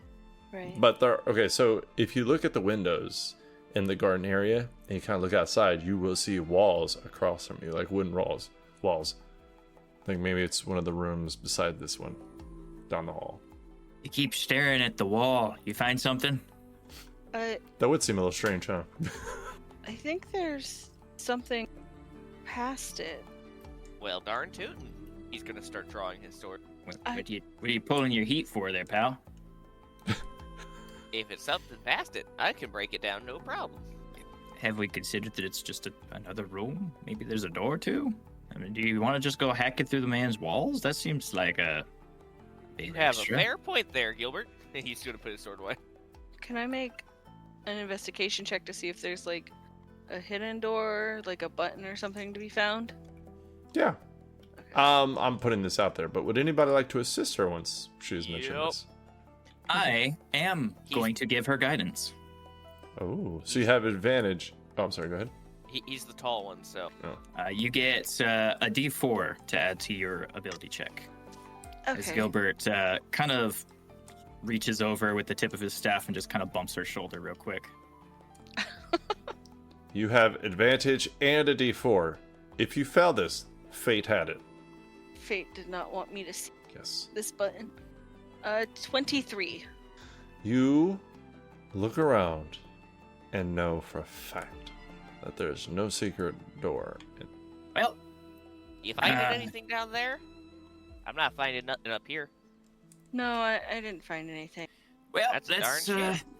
let's just go try a different room then. There's plenty of them. The man built a damn mansion here, so Gilbert's gonna hobble his way back to the main room and try one of the north doors to kind of continue moving through this building. All right. So you exit the garden area, go out to the right, head through the hallway, the archway, and there is a door directly to your right as you get into this 10-foot wide hallway. It is currently closed, and you can see candles right outside the door, hanging on the wall. Well, we ain't getting nowhere by just meandering. He kind of opens the door and looks inside. All right. You see a desk and a chair that goes with the desk, because who wants to stand? That'd be silly. There are papers, candles, books on the desk. Brina, you know for a fact that this is where he probably helped create a lot of spells and studies his spells. There is paperwork about the land. There's some paperwork about the tavern, but it's mostly just confirmation that it's being sold and him signing it over. So I mean, it's not great news, but it's there. He's selling this land? No, the tavern. Oh, like the after tavern. his wife died, he had to Right. sign it over. Gotcha. Is there anything you would like to look for in particular? Nope. Like a personal journal, maybe? Make an investigation. And I will say on the note. Oh, I'm sorry. Do I sense any magic in here? Yes, you still sense it. Oh, I'm sorry, not in here, no. But in the same way, you sense it directly to your right, like outside this room, to the right, and there is a window outside this room, and you see a little bit of a wooden hallway that looks like it's going down behind a hill outside, but there's no door that goes to that hallway. How long does the 1d4 last? I think you use it and it's done. Concentration up to a minute. So he'll just hit you again. What you looking for? Bonk. Like maybe a personal journal? You should have touched 21? people's butts like that. I'm sorry, what? A 21? A 21. You do see a journal. It talks about things he plans to do, and you can see at the very beginning of this journal, it's roughly 200 pages. About 3/4 of it's filled in. The very first page is a bucket list, and it's dumb shit. Like, skydive onto a dragon. Then slay dragon. 2 separate bucket list items, by the way. He's setting reasonable expectations. Yeah. But he's got this huge list, and a lot of them are crossed off, and it is just pages filled. But then you kind of flip through because you're like, meh. But you flip through, and you eventually get towards the end where it's like, another day waking up without her. Another day in a cold bed. Another day eating without her. I can't stop thinking about her. Everywhere I look, I see her face. Every time I smell something, I feel like it smells like her. Every time I look somewhere, out of the corner of my eye, I feel like she's there. But then I look and she's gone. And it's him desperately clinging to memories of her and wanting her to be around. And then one of the last pages says, I found help. He's going to help me bring my love back. And then that's the last entry. As like Brenna was reading it, her eyes started to like tear up a little, and then she gets a little more emotional as she goes, and then she's getting to like the very end, and you can see like genuine concern come onto her face, and like she like passes the book to Gilbert and Jed, and he found someone to help him. I guess get his wife back. Ooh, that's a diddly darn dark magic sighting there. I guess we're Gilbert's- gonna be doing some dark magic smiting here. Gilbert thumbs through the book, and equally he kind of gets a little like worked up as he reads through it. Then he gets to the end as well, and he's like, "Oof, yeah, that's heavy shit." May I? Yeah, here, brace yourself. It's a read. Jed will look through it too, but he doesn't change expressions. He's like, "Oh yeah, I remember that feeling. Oh, I remember that feeling. Oh, I remember that feeling. I don't remember summoning a dark spirit to guide me." He snaps it closed. He'll hand it back. Well, I mean, dark spirits. I'm not really an expert on such things, but maybe that's who's been eating all the maggots in the other room. Diddly darn sounds like it. You still got your magic sniffer on there, Brina? Yes. You still got a And bead I- on where we should be going? I can see a hallway, and that's where it's sensing me, but I'm not sure. She'll, like, walk up the room and see that there's this way, and she'll, like, wander up the hallway. Oh, she's on the trail. Gilbert, before you leave that room, will you do a perception check? Yeah, Because something seems a little off about the size of the room and the placement of that hallway. I would love to do that. Let me see here. What's my perception? Oh, there we go. 18. The dust against the back wall to the far left is moved. Mm. Whereas the rest of the floor, it's still, and you can almost see footprints. At the back left, it seems like it's been scooted. Hey. Oh, gosh, she's right down the hall. Brina! Girl, come back here. She comes, I don't know if it's jogging, but shuffling as fast as legs can take her. What? Look here. There's the dust is all fucked up down here on the ground. What you were looking for something earlier. Maybe do that same thing here. See if there's what do you call them? Yeah, what are those people who build these big ass houses want? It's a secret tunnel or something. Okay, I'm gonna once again look for another secret tunnel. All right. Please roll an investigation, perception, athletics, whatever you want to go with. I only do that specific because Dylan started something. Backflip about it. Yeah. I'm gonna. And by the way, this is also a Todd bucket list thing. I want a secret. You wanna? Oh, secret room. Oh. I thought it was Fuck skydiving yeah. onto a dragon. You That's know what I thought we should too. see? Is Jed good at backflipping? In full armor. The trend continues. That's a 17 athletics. As he backflips and lands on the ground, his body shaking, nudges open the secret passage. No, I'm playing. All right. I'm gonna roll I'm just going investigation. to backflip, boys. Gilbert, are you giving her assistance of any kind? I'll give her guidance again. I can give the. Well, I can't. I just backflipped. Never mind. 22. That's all she needed. Well- She just needed the backflip to guide her. You feel on that wall, and surely diddly, it opens up into a hallway as you push into it. Okay, so you see ahead of you a kind of slim hallway, but it's about 20 feet long, and at the very end of it, there's a single wooden door, and it almost feels like it's going a little bit downhill as you walk on it, or as you walk down it, as if you are maybe going a little bit below ground here. I smell dirt. We're going under the ground a little bit. The gnome's at home. Brina looks a little nervous, and she can't, she scoots actually behind Gilbert because she's too scared to move forward. Have a little gumption, girl. We ain't gonna find nothing if you keep running away. Go ahead, wizards first. That's how we do this, right? I just think Jed should go first. We've been sensing evil things, and he is so good at dealing with evil. You're darn tootin' right. He's going first. So Oh, Jed, walking past me. Oh God. Okay, you're a big fella. All right. He picks up Gilbert and sets him to the side. Ah. it's a slim hallway, but Jed manages to manhandle Gilbert Hold on, kid. and put him to the side like a child.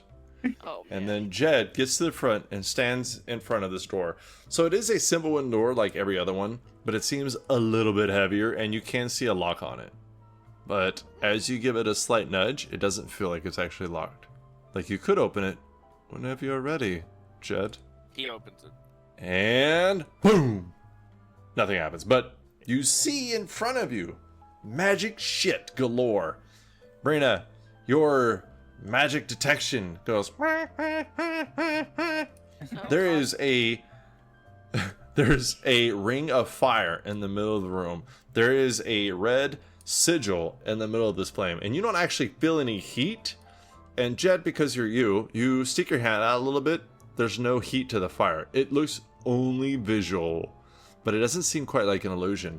As you enter, there is a countertop to the right which is a shelf with different little spell components on. You can see Lizard's Tongue, or I am a troll. But there is a book on it that's open, and it looks like it has blood script in it. There's a chest beside it. You maybe open it up, and all you see is clothes in there. It looks like wizard's robes, nothing special really. You see another shelf to the left of that. There's a desk on the far bit of the wall. There's nothing on it, just some candles that have been blown out, chair outside of it. There's a bench on the far left wall with a end table next to it with a candle, but that's about it. And then on the floor beside this ring of fire, there is a book that's open, but it's written in some kind of demonic language. What do you want to look at first? Well, ding diddly darn, what is going on in here? Well, I'm no expert, but that looks like some kind of ritual script up on the ground there. Shouldn't you know about that? Aren't you some kind of holy man? Can I use a use of my divine sense? Yes. Remind me what that does, please? I can detect celestial fiend or undead within 30 feet of me and know their location as an action, and I know about desecrated or consecrated ground or items. The ground in front of you feels desecrated AF, but you do not sense any fiends within 30 feet. Well, that's a diddly darn dingin' devil thing right there. They're desecrated. I swear I understand like every third word you say. Well, that's a dilly darn dang dang shame. Well, Yeah. don't mind if I take a closer look here. Can I roll? What was, back when Yes. people do other stuff as well. yeah, what was Go ahead and about roll this your time? religion check. Gilbert, Brina, what are y'all doing? My detect magic is still up, correct? Yes. There's a can- lot going off. Yeah, can the center of the room, I'm trying to focus on the sigil on the can I sense the magic in there? Like what Yes, class ma'am. school It is abjuration. Okay. You feel like that's what you were detecting before, but now that you're right in front of it, it's big, it's huge, it's bad. Can I make an arcana check? What kind of spell it was or like ritual? Brina, nothing would make me happier than for you to make an arcana check. Okay. Okay, go. 17. You still 17. You still have the guidance. It probably hasn't been a minute since he cast it on you for the door, right? I'm pretty sure you could only use that once before it goes away. Well, he recast No, it. it's a concentration. It's a concentration up to. Yeah, but it goes 1 away minute. once you use it. Yeah, it goes away once you use it, but he recast it. Do you want to just recast it again? Oh, the spell then ends. You're right. Yeah, I'll cast again. It's a good excuse for him to keep hitting her with his stick. It is a good excuse. Oh my god. 19. A 19. What does Becca think this is? Becca thinks it's a demon circle. Like a demon summoning summoning circle. circle? Yeah. What's Brina know it is? Brina knows it's a demon summoning circle. Oh my god. Not right here. Brina's Sorry. gonna like step away from the circle and she's gonna go hide behind Jed. Oh, there she goes. With that in mind, does Sorry. no, okay. So I was gonna say, do you want to roll an Arcana, see what you know about it, and then do you want to tell the others so that they can maybe do some checks?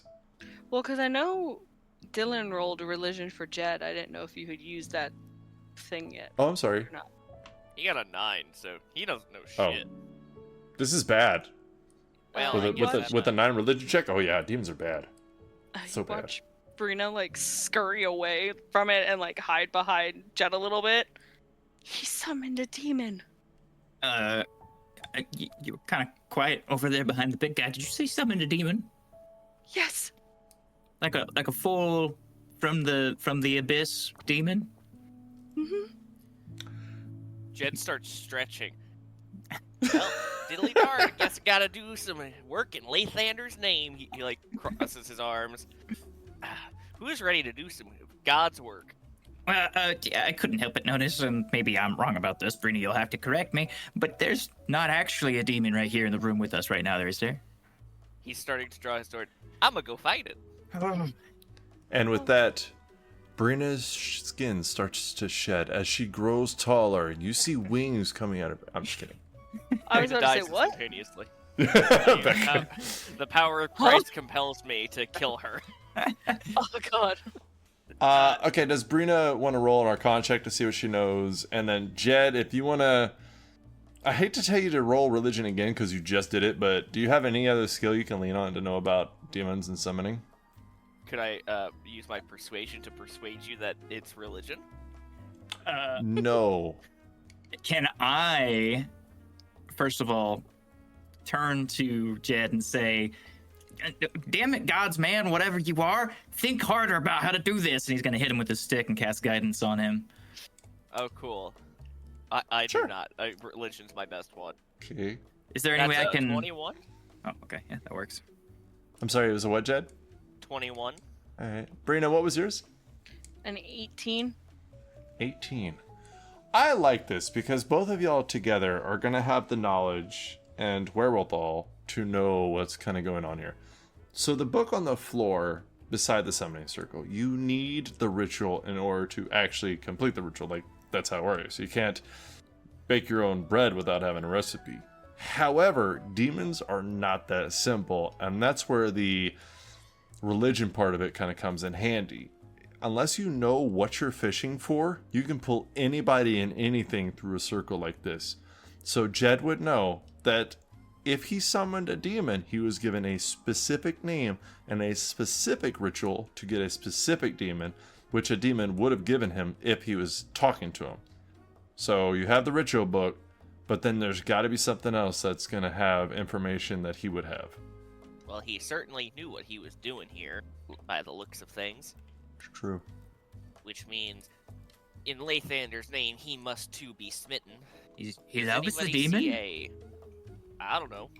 I Oh. diddly darn don't know about that one. He said it with such authority. If he's been smitten with the demons, I wouldn't be surprised, which is against Lathander's good justice of no premarital hanky-panky. With demons, specifically, Wait, right? Wait, so if you were In married general. to a demon, it'd be okay? Yeah. Oh. I mean, the demons still gotta die, but I just wanted where Lothander. I'm sorry, I just want to catch up on this real quick. So your theory is that his wife was a demon? The marriage no, rights. No, I just wanted to see if he was still okay. That if Lothander was okay with him marrying, if as long as they married a demon, it was fine. Like whatever was going. that's fine, but at the same time, the demon must die. So they Religious can do it, but loophole. they'll die after. Oh, So what are we looking for here? Is there something that you need to get to, like, I don't know, Do you see a name for this diddly darn demon Yeah. dingler? take a look at some of these fucking giant books that are hanging around here. Gilbert's gonna start thumbing through some of the books that are on the ground. Do you want to roll a perception or investigation check? Anybody and everybody. Do perception, but not by much. It's about the same for I'll me. do I'll do investigation. investigation. yeah, same. Already? Nope, that's a 5. He's too busy, like, polishing his nice. sword in Lathander's name.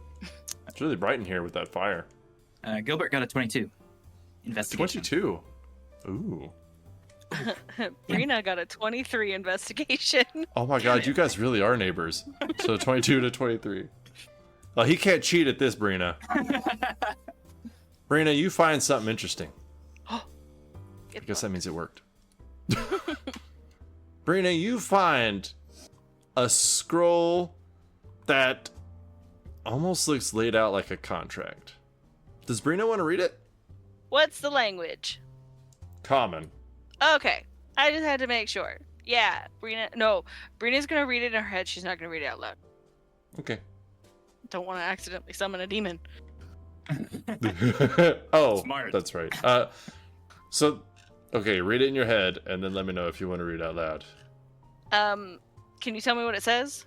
Can you read it to me? Can you be my thoughts that are Yeah. reading in its brain? Dear Diary, Shut the fuck up. by this contract let it be known that I, Zelvathis, keeper of the Ashen Ledger, Duke of the Ninefold Abyss, do offer a most generous and merciful opportunity to the undesired hereby known as the Seeker. I don't want to keep that up. Please. I want one of y'all to read it. This is for the players. Okay, I'll read it. Send it my way. Oh, shit. I thought you could read it. My bad. Hold on. Huh. Is, you is can't- it on the map? I don't know. It should be. Did I not Oh, do the it contract? right? I There thought- it is. Oh. It's huge. Oh, wow. That's a contract. Okay. You said hold on. Am I still reading it? No, you can go ahead. I was just waiting for you to. I was gonna send it to you, but if it's legible, okay. Yeah, I can see it. Okay. By this contract, let it be known that I, Zelvathis, the keeper of the Ashen Ledger, Duke of the Ninefold Abyss, do offer the most generous and merciful to the unsigned hereafter known as the Seeker. Article 1. The request. The Seeker has demonstrated an unyielding desire to reunite with his beloved, hereafter referred to as the departed. With the benevolent intent, I, Zelvathis, shall facilitate the most grievous longing by returning the departed to the material plane by stating to be fitting her former existence. Article 2. The method. By the means of this contract, the departed shall be restored in flesh, soul, and spirit, undiminished and uncorrupted, and in accordance to the Seeker's memory of her. The Seeker may speak, touch, and remain with the departed as if death had never taken her. Article 3. The cost. In exchange for this most sacred restoration, the Seeker pledges to relinquish dominion over his vessel single cycle of the moon. Oh.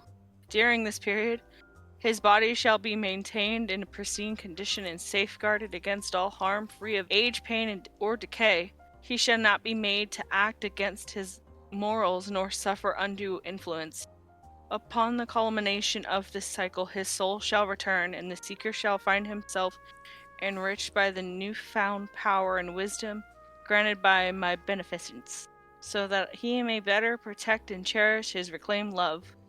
Article 4. The binding. This contract is immutable, irrevocable, and self-enforcing. The Seeker shall bear no burden in the enactment of its terms beyond will acceptance.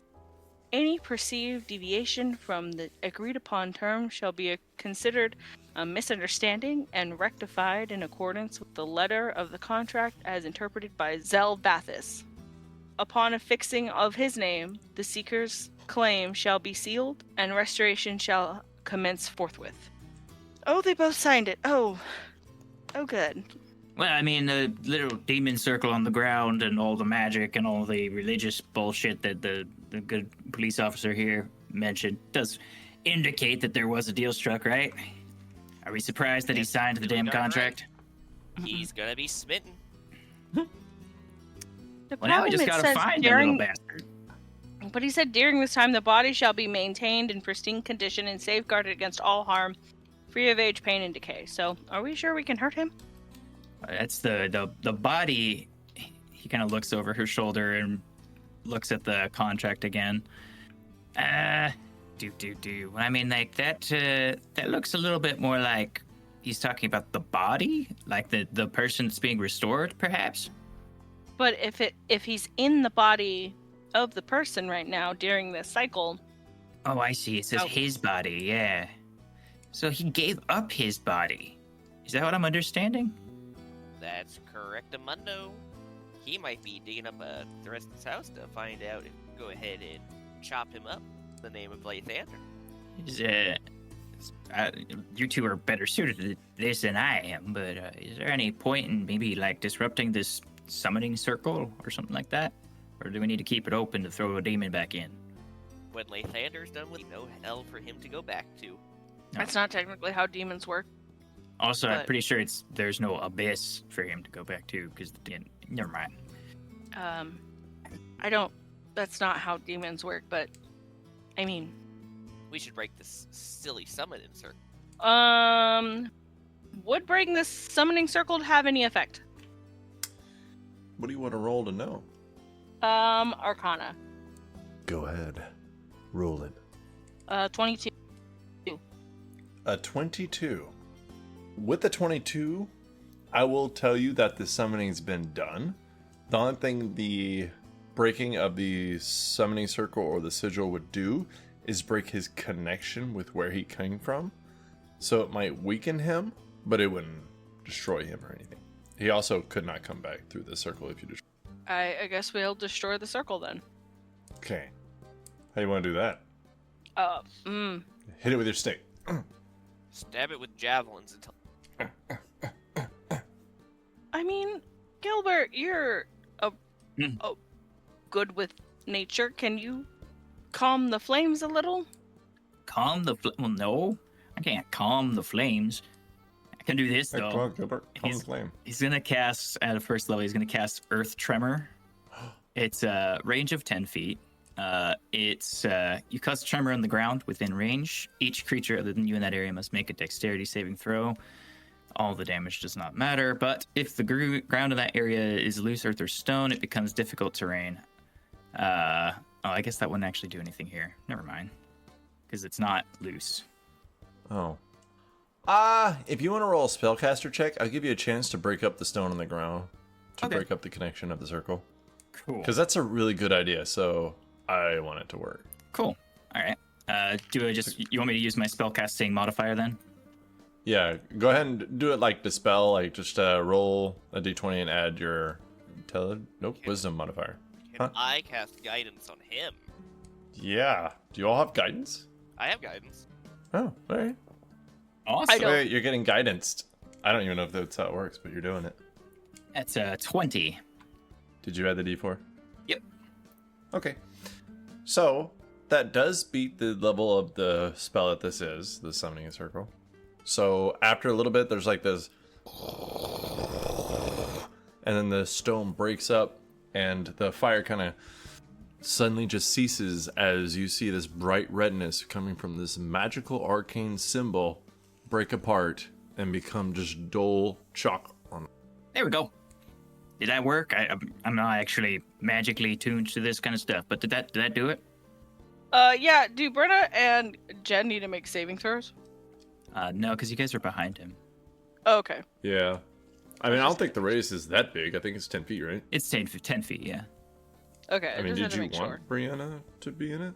No, Nope. she ran behind Jed. She's far out of this range. I mean, Jed could just pick her up and toss her in there. I mean, he could. All right, fellas. Well, fella and lady. Let's go fucking kill a demon, I guess. Watch your profanity. Fuck off. There's a lady present. I hate it here. I rolled a hit, Gilbert, and I will be using a 9th level Divine Smite on him.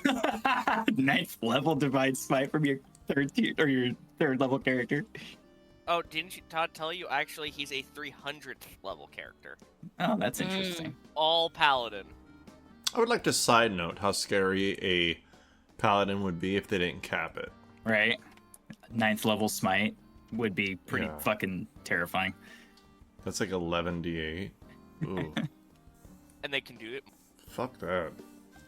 Yeah, Gilbert's gonna leave. He's gonna head back out the room and keep searching this manor now that we've disrupted the circle and we have a confirmed demon situation going on. All right.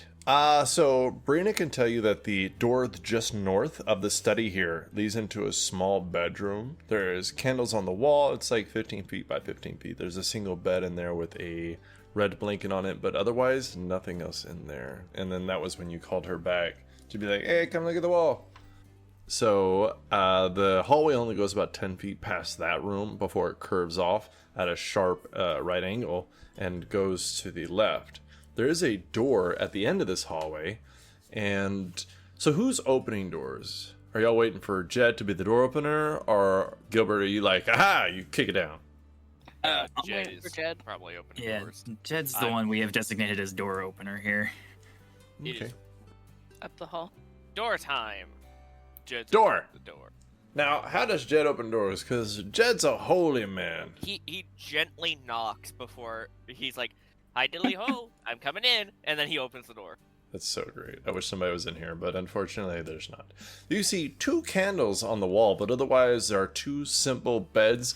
This almost looks like a servant's quarters that was never used, because these beds just look really simple. It's either children or servants. But you do see 3 windows, left, right, across from you. But a small 15 feet by 15 feet room. To your immediate right, there is a small shelf for belongings to go on, but it is a empty shelf. Reminds me of Jad and Judd's room. Yeah, right. Is there anybody in there? Not at all. Hot diddly do. Let's continue. He's going Before you open this door, let me talk about it. So down from that, there is a long hallway. At the other end of it curves off to the left again, probably goes back towards the kitchen area. There's doors in the corner, but to the right of you, down this hallway, this back hallway, there's a line of candles on the left side of the wall. On the right side, there's a set of candles on either side of large wooden thick double doors. This is the only room, other than the entrance, that has had double doors. Jed, Gilbert, Brina, before you open this door, is there anything you want to do? I'm gonna hit Jed in the back with my stick and cast guidance on him again. As he does that, Jed's Do going damage? to gently tap Gilbert, What? and he's going to cast Virtue on him. Oh god, Whoa. no, not that. What is that? You touch one creature, imbuing it with vitality. If the target has at least 1 hit point, it gains a number of temporary hit points to 1d4 plus my spellcasting ability. Oh shit. And how pretty are you? Go ahead and roll a d4 or plus 4. You gain 7 temporary hit points. Ooh. Nice. You feel vitalitied. Ooh. My knee ain't acting up all that bad anymore. Thank you, sir. Idly ho, let's go! He knocks on the door. Coming in! And then he open it. Alright, so you open it, and you see that old man that you saw before. He's standing on a rug that's actually a quite large rug. The room itself is about 25 feet by 25 feet. There's a door on the far wall to the right and to the left. Both doors are closed. In the middle is a large canopy bed. You would say it's probably a queen size. Like maybe the king didn't fit particularly for this room, so they went with the queen just so everything would be matching and parallel to each other. But there's a beautiful plant to your left. You believe it's a fern plant. And to the right, there is a small statue of an archer. And then there are 4 windows, 2 on each side of this room. And then standing on this intricately beautiful rug, 15 feet by 15 feet, is an elderly man. He's got the white bushy hair, the white bushy beard, and he's got the long hair, but it looks a little bit like unkempt, like it's not been washed in a few days. But he has black markings across his face. His eyes are red, his features are sharp, his face is shadowed, and it almost looks like he has small horns protruding from the side of his head. He turns around. Who are you? Nice to meet you. I'm Jed. We've met before. I helped carry your wife's casket. And you've made some contracts with demons. Gilbert pokes his head around the corner of the door. I'm Gilbert, local herbalist. Herbalist, quote unquote. Leave or die. Well, can't do that, sir, so I'm gonna have to ask you to do the other one. Roll for initiative. Okay, there. Oh. Oakley dokley. Brianna is a little bit outside the room, but she can hear what's going on. This old we're man not doesn't in the sound room yet. normal. We're not in the room yet, so. Yeah. No, but Jed is in the doorway and he can see perfectly in the room. Gilbert poked his head around, so he's gotten a view of it. It's just Brianna that's been back a little bit. Unless you wanted to say she was kind of poking behind Gilbert also. Yeah, she's definitely poking around to look to see. Okay, so yeah. So you all have seen... He's got the blue robes on with the white sigils in them, but it looks like it's been just dirtied and he doesn't care about cleaning it. So it just looks like Eldrin, but demonized. Okay. Jed, what'd you get? I got a 9. 9. Gilbert. 16. Brina. I got a 22. Woo, girl. You winning today. Oh, shit. Brina, you heard what he said. You see his crazed look. But Jed's a hefty guy. Oh, you're small. You could get past him if you really wanted to. Mm-hmm. Do you want to go in the room, be brave? No. No? Okay. No. Brina is gonna move a little behind Jed, but not go into the room. Can she see the demon thing? Yeah, she can see him good enough. It's a little bit at an angle, but unless you're going to do an attacking spell, like Firebolt, then it won't matter. Is that what you're doing? Sorry. Oh no. Brina is gonna hold out her quarterstaff a little bit and say, I really wish I didn't have to do this, but I'm gonna have to ask you to leave, and she's gonna cast Tosh's hideous laughter onto the monster, onto the person. Amazing. We have not had this yet. I love this spell. Please explain Tasha's hideous laughter. A creature of your choice that you can see within range perceives everything as hilariously funny and falls into fits of laughter. If this spell affects it, the target must succeed a wisdom saving throw or fall prone, becoming incapacitated and unable to stand up for that duration. Oh dear. You guys want to hear something fun? Yeah. I have a Tasha mini. That's cool. Like She a has- laughing she's one? holding yeah, she has a book with the spell in it. Who doesn't love Tasha? Okay, so he will make a wisdom saving throw. Mm-hmm. That is an 18. That's the end of my turn.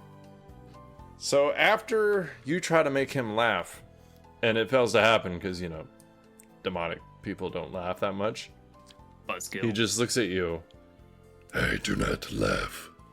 and it's his turn. So he's using the surrender action, right? He's using the give up and grovel action because he doesn't want to. Makes sense. Yeah, That's a bonus action, I'm pretty sure. pretty sure. No, grovel's the action. Give up is the takes the whole turn. So I think what he's gonna do is he's gonna take one step to his left to where he's in a straight line with Mr. Jed and Miss Brina. And then he's gonna cast Lightning Bolt.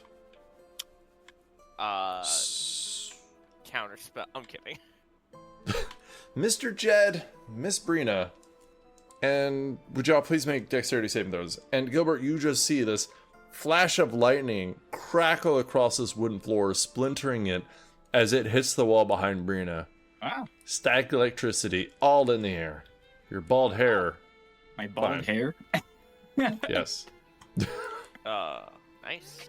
No, I do very well. Uh-oh. How did y'all do? That's a 19 from me, sir. That's a 10. 19. A 10. Shockingly, 19's a pass. Shockingly. Unfortunately, a 10 is not. So, Mr. Jed, you take 16 points of lightning damage. Ms. Brina, you take 32 points of lightning damage. Oh, what the fuck? Jesus. That's it. I'm ending this bitch. And with his remaining 25 feet, he runs away. He will go back behind the bed. Stay away from me. No. You will die. And that's the end of his turn. So after that, Gilbert, you saw what just happened there. I don't know if you want to go in that room or not. I'll Holy leave that up shit. to you. He just blasted y'all with fucking lightning. Brina, your cloak's on fire. Hang on. He is going to, since he's right there within range, and she just took a massive hit. Gilbert is going to cast Cure Wounds on Brina at a 3rd level. So that is going to be 3d8 plus 4 coming your way. Brina's fine. You get 16 back. Yeah, Brina has Hey, that's 7 how much I hit took. points. And then, as a bonus action, he's going to stand back up and he's going to say, "Oh, you done did it. You pissed me off now, you stupid shit." And he's going to cast Shillelagh on his staff as a bonus action. Like, Gilbert's got a little mouth on him. He's an old country druid, you know. They don't care He's a about that fucking kind of stuff. hell of a hill, by the way. And that is his. All right. So, after your turn, he's going to use a legendary action to run away some more. I'm just kidding. Jed, can you get to him? 5. Yeah, you can. That sucks. Jed, looks like your turn got skipped somehow. I don't know. Oh man, Lathander weird. says you're not allowed to skip mine. Ah, shit. My bad. Okay, go ahead. All right. So is it Jed's turn now? It is Jed's turn. You have one door of the double doors open, because, you're polite. You knocked. He attacked you guys and then tactically ran. Well, you diddly darn did mess up there, boy. he's going to start walking in, and as he does, divine light's going to start spewing out of him. As my bonus action, I'm going to use my Radiant Soul ability. As spectral wings flurry out of him, fluttering in holy light, Lathander's beautiful light. I now have a flying speed equal to my walking speed of 30 feet. What the fuck? And when I hit once per turn, I can deal extra radiant damage equal to my proficiency bonus. And you used a what now? A bonus action. This is my ASMR ability. Ew. So as these divine spectral wings form, Jed's blade lights with radiant energy. He's walking right up to him, and I'm a thwing my sword. That's a 23 to hit, and I will be putting Divine Smite on this. You see a small shimmer in the air as you hit him, as if he has some kind of protective shielding over him, but yeah, that hits. Sweet. Shield is this, he, bitch. does he count as a fiend by chance? He does. Oh boy, that's gonna be 3d8 radiant I'm damage. so glad you don't have inspiration. No offense. So as he strikes, that's going to be 11 points of slashing damage, followed by 17 points of radiant damage as Lathander's holy light cascades down on him. You hit him, and you hear this shrill that doesn't sound like it should come from a elven man as he is. But his skin doesn't cut open, it breaks open. And instead of blood, it almost looks like there's a fiery light coming from the inside of the wound, as it looked like it hurt. You done messed up, and you're gonna pay for it. In Lathander's name, I smite thee. May you be smote in the name of Lathander. And that will be Jed's turn. Alright. At the top of round 2, Brina. I don't know where the fuck that came from. Brina, it's your turn. Let's see. You know, I was gonna do something, like, even more, like, scary. Like, do some, like, a big damage dealing spell. But I think that... I think this would make you even more mad, Todd. Don't you do it. Don't you do it, you little punk. You watch as, next to Gilbert, you watch as Brina makes motions in the air of, like, this spell, and you watch as she hits Jed with it, and Jed is now hasted. Yes! Joke's on you. My eyes were closed. I didn't see shit. And Brina is gonna just duck behind the door again, so he can't see her. Now, it has been a while since you've irritated me. Yeah. Remind me, does Jed get a bonus to his AC? So, for Jed, he gets the target speed is doubled. It gains a +2 to their AC, has advantage on dexterity saving throws, and gains an additional action on each of its turns. You know what I didn't give this guy? Teleporting. I almost always give my NPCs Misty Step, but I didn't. I don't know why. Yeah. I made a boo-boo. Yeah. Can I arcane lock your mouth shut? Is that a thing? Not Maybe now. The spell. Right. I think that would have to be a reaction. So.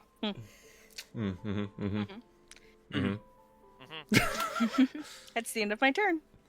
Okay, dokie then. Oakley dokley. I'm so happy for you. Gilbert, give him All right. another buff year round if you have one. This is buff Jed. Alright, so there's this one open doorway.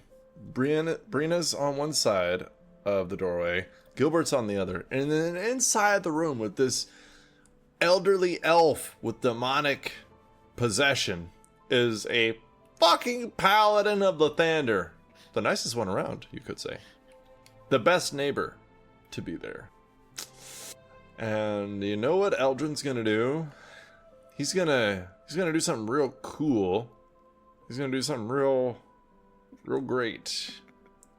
Todd Furious is looking over the character stat block. That is highly possible. pissing himself is a free action. We have established that. He pees.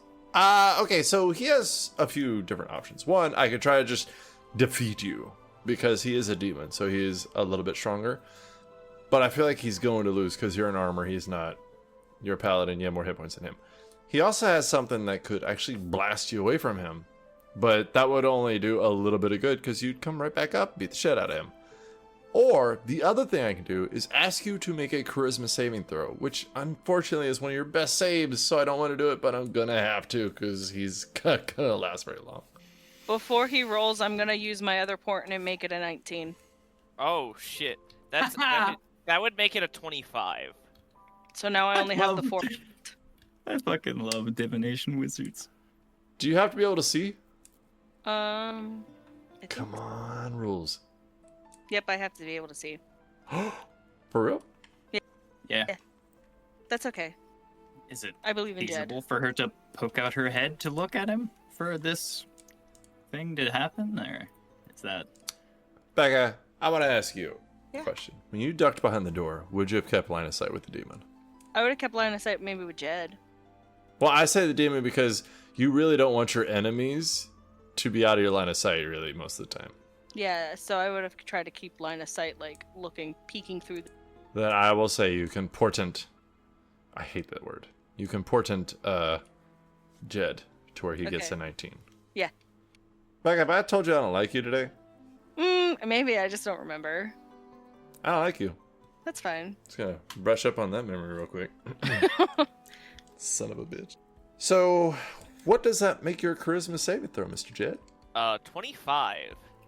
That manages to beat his spell DC. It's not that good. It's actually pretty mediocre, but that's high.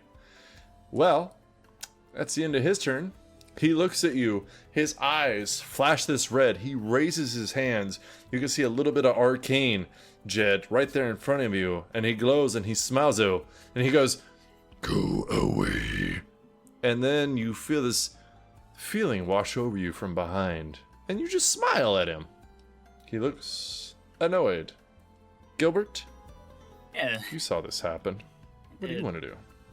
About how tall is the ceiling in this place? All right, Kiriki. No. So the ceiling's only about 8 feet tall. It's a normal house. Okay. Well then, I suppose I will not enlarge Jed because he probably needs to be able to move comfortably. Instead, is I'm going to walk into the room, just about this kind of middle of the room, other side of the bed from the bad guy and Jed.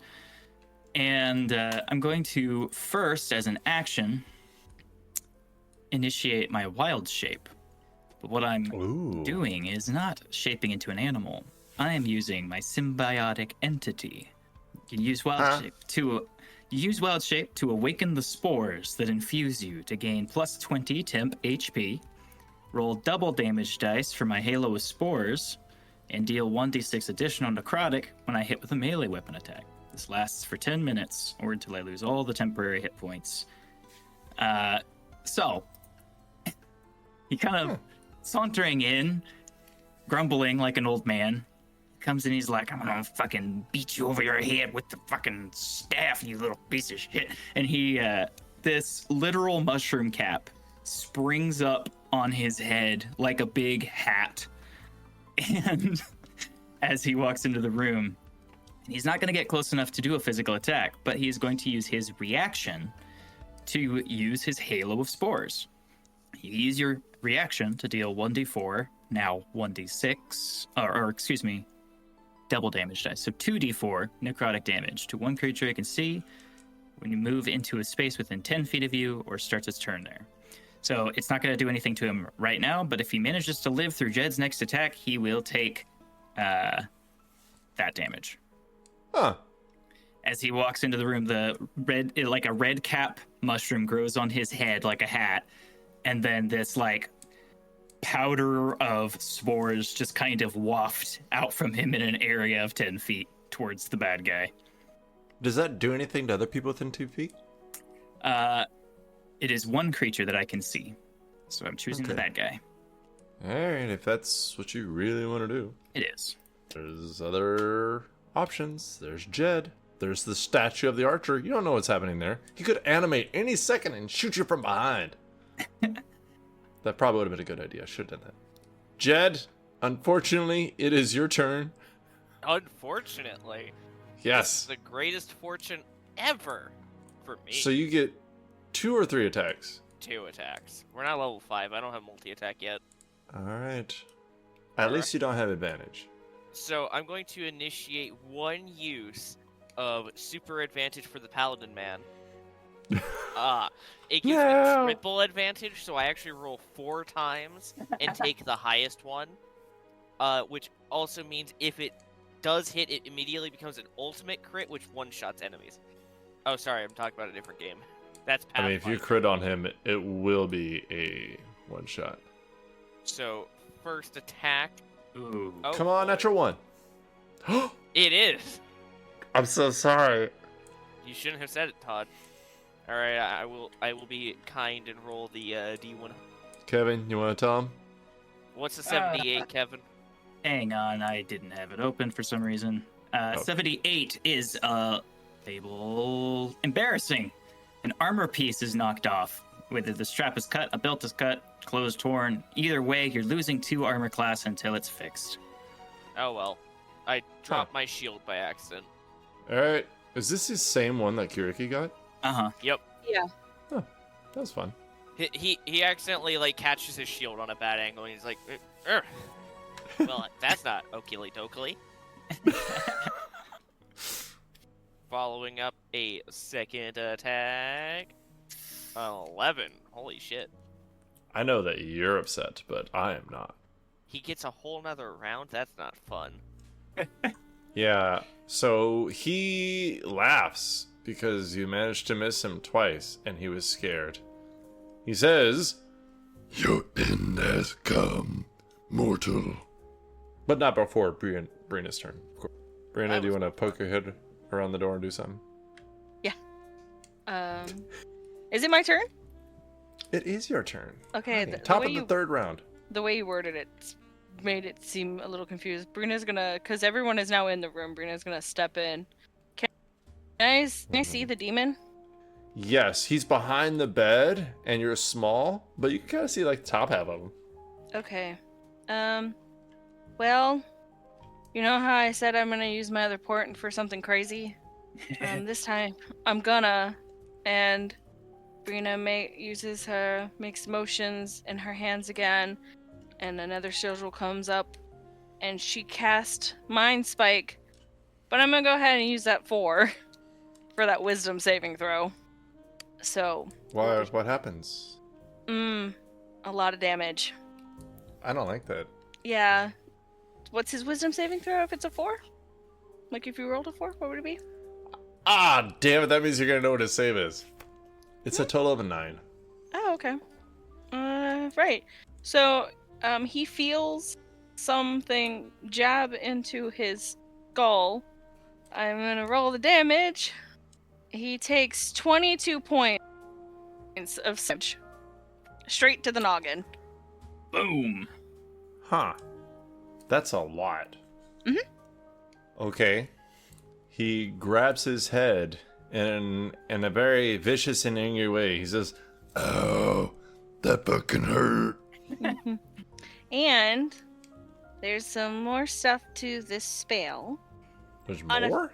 Yep, on a failed save, you always know the target's location until the spell ends, but only while the two of you are on the same plane of existence. While you have this knowledge, the target can't become hidden from you, and if it's invisible, it gains no benefit of the condition. So oh, okay, I got it.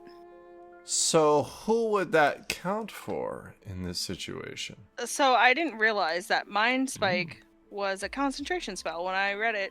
I didn't see the little, Ah! the little C next to it, but Yes! Sorry. it's me I would have to be concentrating on his location. So that would put Jed at a disadvantage, like can't attack for 1 round. Because I Lethargic. didn't realize. Yeah, because I didn't realize it was concentration. That's my bad. It works out. It's fun. okay. In Don't a worry. stressful situation, people make mistakes. James Yeah. did this to me so many times. I'm so sorry. I didn't realize. I put him on blast like that. The hell? He did, and you know he did. Man's True out there strike. saving the city. For True Strike. For True Strike. I remember that. I cast True Strike on Bloods. Why would you do that? So what's Bloods doing? Nothing. He's lethargic. Yeah. I love that. My It bad. was even funnier when he did it, and I got mind altered to attack him with his own spell. Okay, that's the end of my turn. My bad, Jed. Yeah, it's fine. So, is Jed incapacitated, or he just has to skip his turn? He's just lethargic. He just has to skip. Okay. I was just curious for no reason at all. Can't take action. That sounds like you can't take react. It's just his action. Reaction, action. That sounds like an action. Cause you know what I'm gonna do? I'm gonna run. Is he starting Okay. his turn? Yes. Okay. So after Brina, I'm sorry, Brina. Is there anything else you would like to do? No. After his turn, He needs to make a Constitution saving throw son of a bitch. as I hit him with spores. That's a 7. He takes 5 points of damage from my spores. Is there anything else? No, that's it. Oh, okay. Well, Miss Thing over there took a while to go through all these things that he's getting beat with, so I just wanted to make sure. He just chokes on some spores as the dust flows into his face as he tries to run away. He's not running away yet. Give him a second. You see him hold his hands out in front of him, like about 4 inches apart, as he smiles up at Jed, realizing that he might have a moment to get the fuck out. But you see this like small ball of fire start to rotate in between his hands. And then he pulls his hands apart quickly, and you see it go out in a 20-foot radius around him. And the plants, the canopy on the bed, the statue a little bit is all kind of pushed back a little bit.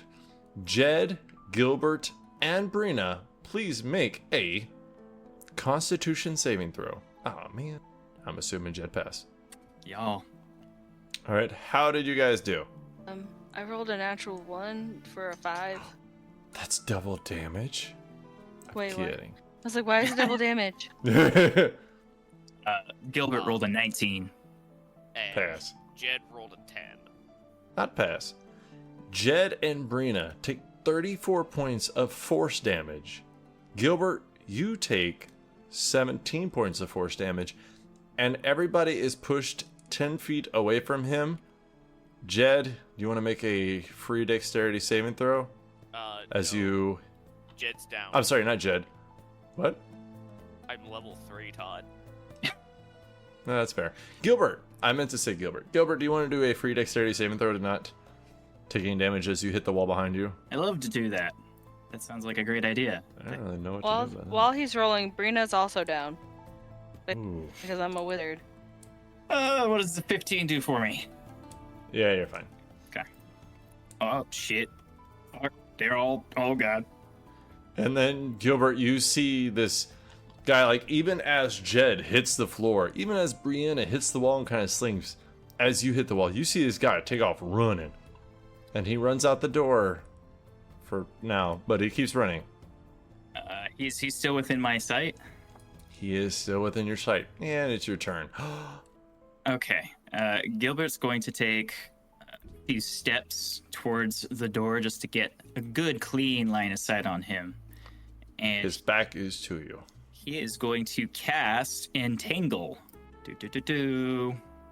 Grasping weeds and vines sprout from the ground in a 20-foot square starting from the point within range. For the duration, these plants turn the ground into difficult terrain.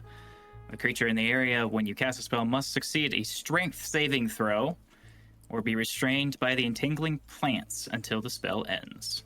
So, strength saving throw, please, sir. So you want to lock down this heavily wounded demon next to your friend? That's goddamn right. Okay. Is this I will say, his saving throw on this is a -1. good? That's an 11. Oh yeah, he fails. He is ensnared by my vines as these like giant green vines sprout up. Gilbert like takes a step forward and he's all like, "Now don't go anywhere, you bastard!" And he These vines spring up from the ground in front of him, rippling up along the planks along the floor until they reach him, and then wrap up and tangle him up. And then, as a bonus action, at a 3rd level, I'm going to cast Healing Word at Jed. Ooh, smart. And that's going to be 3d4. This demon turns around, his eyes flare up this red, and he just says, I'm going to rip off your head and shit down your throat. Not once my friend's done with you. Jed, you get 8. And that is going to be Gilbert's turn. So until his next turn, he can, he can use an action to try the strength check again to get free. But until then, he's locked down and considered incapacitated. Or, restrained. I really regret the whole no Misty Step thing now. Yes. Jed, Uh-huh. it's your turn. You have to use half your movement to get up. However, he's only 10 feet away from there. He is right around the corner. And as you go around the corner, you can see the limp body of Brina against the wall in the hallway around him. Lathander tells me to smite you, and you're gonna get smitten.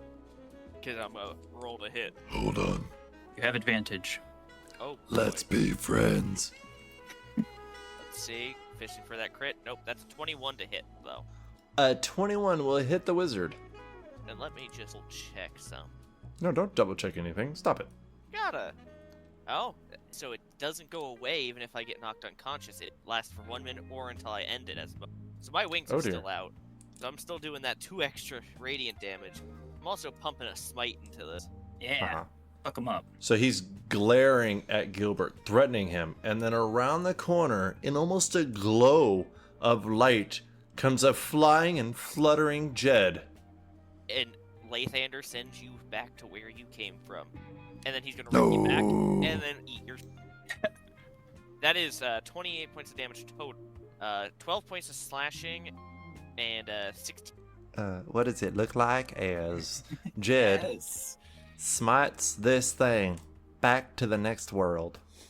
As he just comes down, As he comes, whoa. oh yeah, as he comes down, his blade illuminates with Lathander's holy light, striking across this creature, banishing it back to hell or back to the abyss with a beam of holy energy, striking through its body in one beam of light. And he falls to the ground, his body cracked open, blood spilling on the floor with a mix of kind of fire and blood, almost like a molten blood. And you do see Brina across from him. You guys are out of combat. However, Gilbert, as you run to Brina, which I'm assuming you do? I do. He reaches into a little bag and he pulls out a small jar from his bag as he runs up to her, and he starts unscrewing the jar. He's like, hold on, I got something for this. As you do that, you notice that the floor under the rug is hollow. Don't. Oh, hey, the floor is hollow right here. I'm going to take care of Brina, but you can check that out, Mr. Jed. He is going to go up to Brina and use a dose of his restorative ointment. He daps on like this kind of cream onto her face a little bit, and she is going to get 2d8 plus 2 hit points back. Why don't more people play Spores Druid? Like, this guy's pretty good. That's actually my uncommon item, but yeah. 12 points of healing to Brina as the ointment soaks into her face. It's creepy. How many? 12. Okay, that's good. That's what I. That's. That's I good. thought you said 4 for some reason, and I was a little Oh. nervous. Hey, alive is alive. You know, I was gonna take it. I just needed to know what to put in my sheet.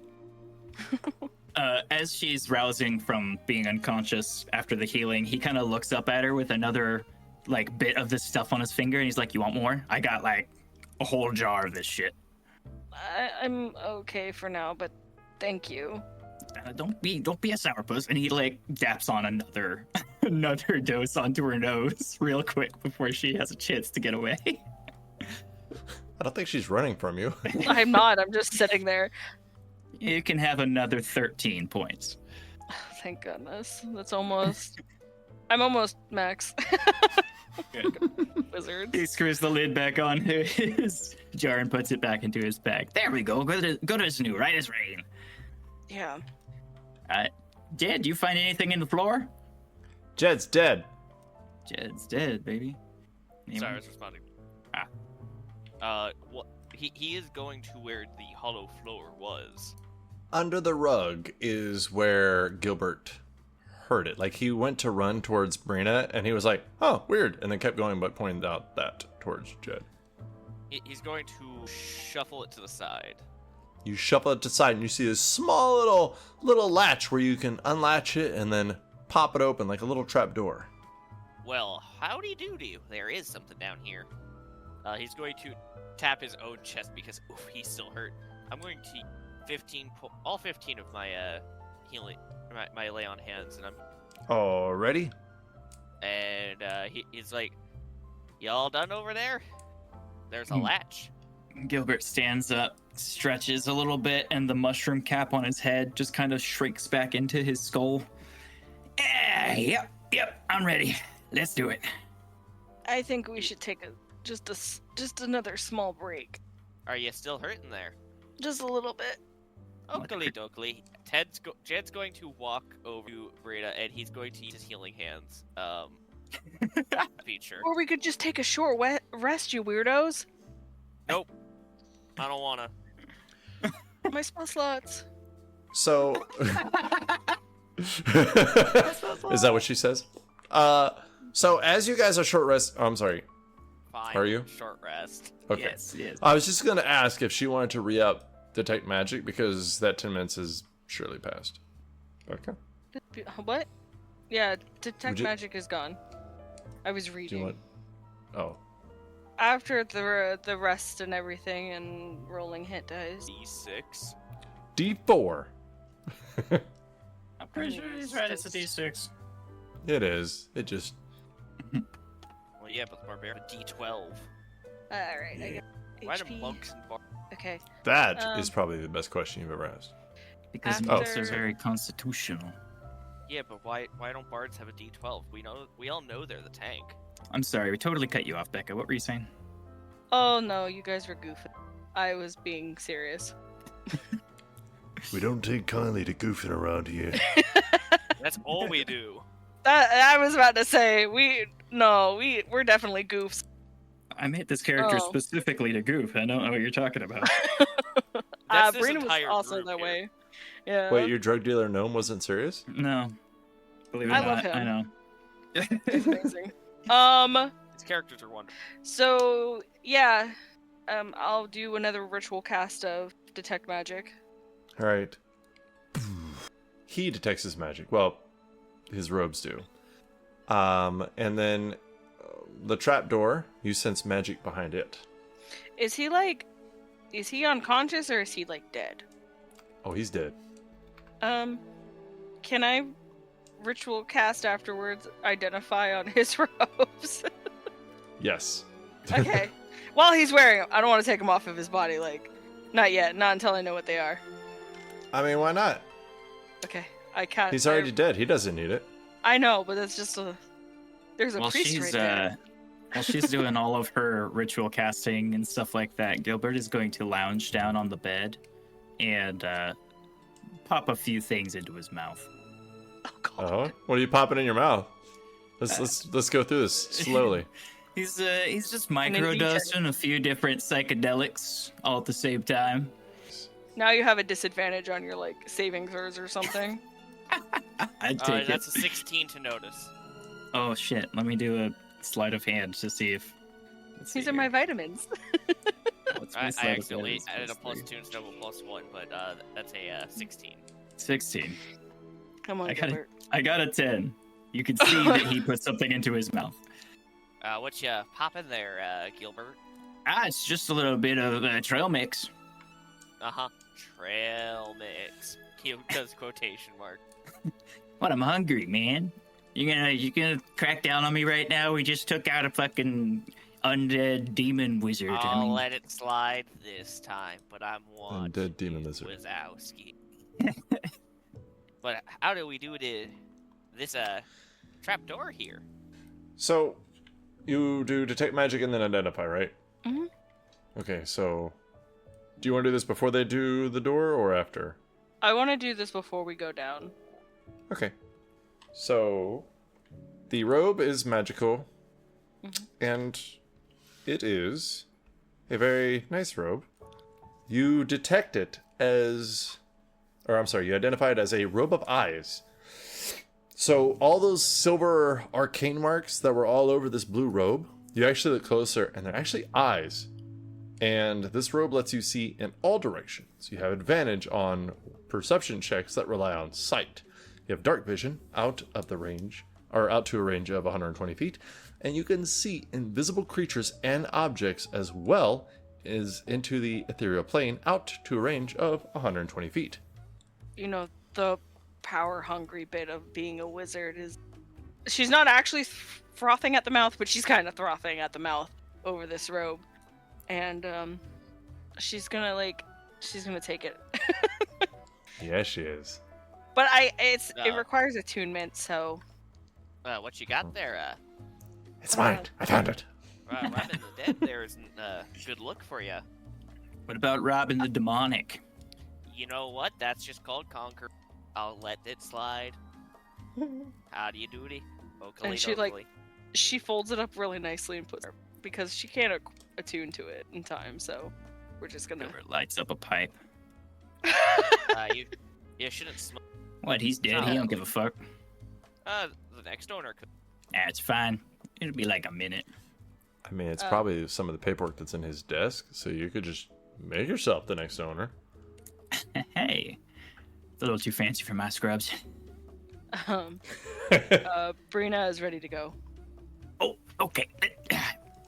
He hops off the bed and walks over to the latches. I assume Jed is opening it now. Yup. You see a very small space.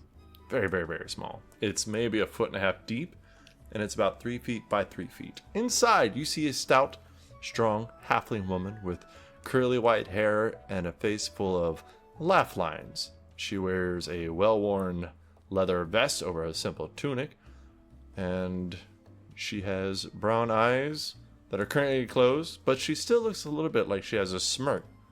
However, she looks almost asleep. She is breathing, though. And then next to her, you see a vase that is black in color and has red writing of arcane marks on it. Well, this is definitely. You do recognize this as Marigold. Marigold. Well, I'll be damned. Guess it's time to send her back, eh? Send her back. What's that mean?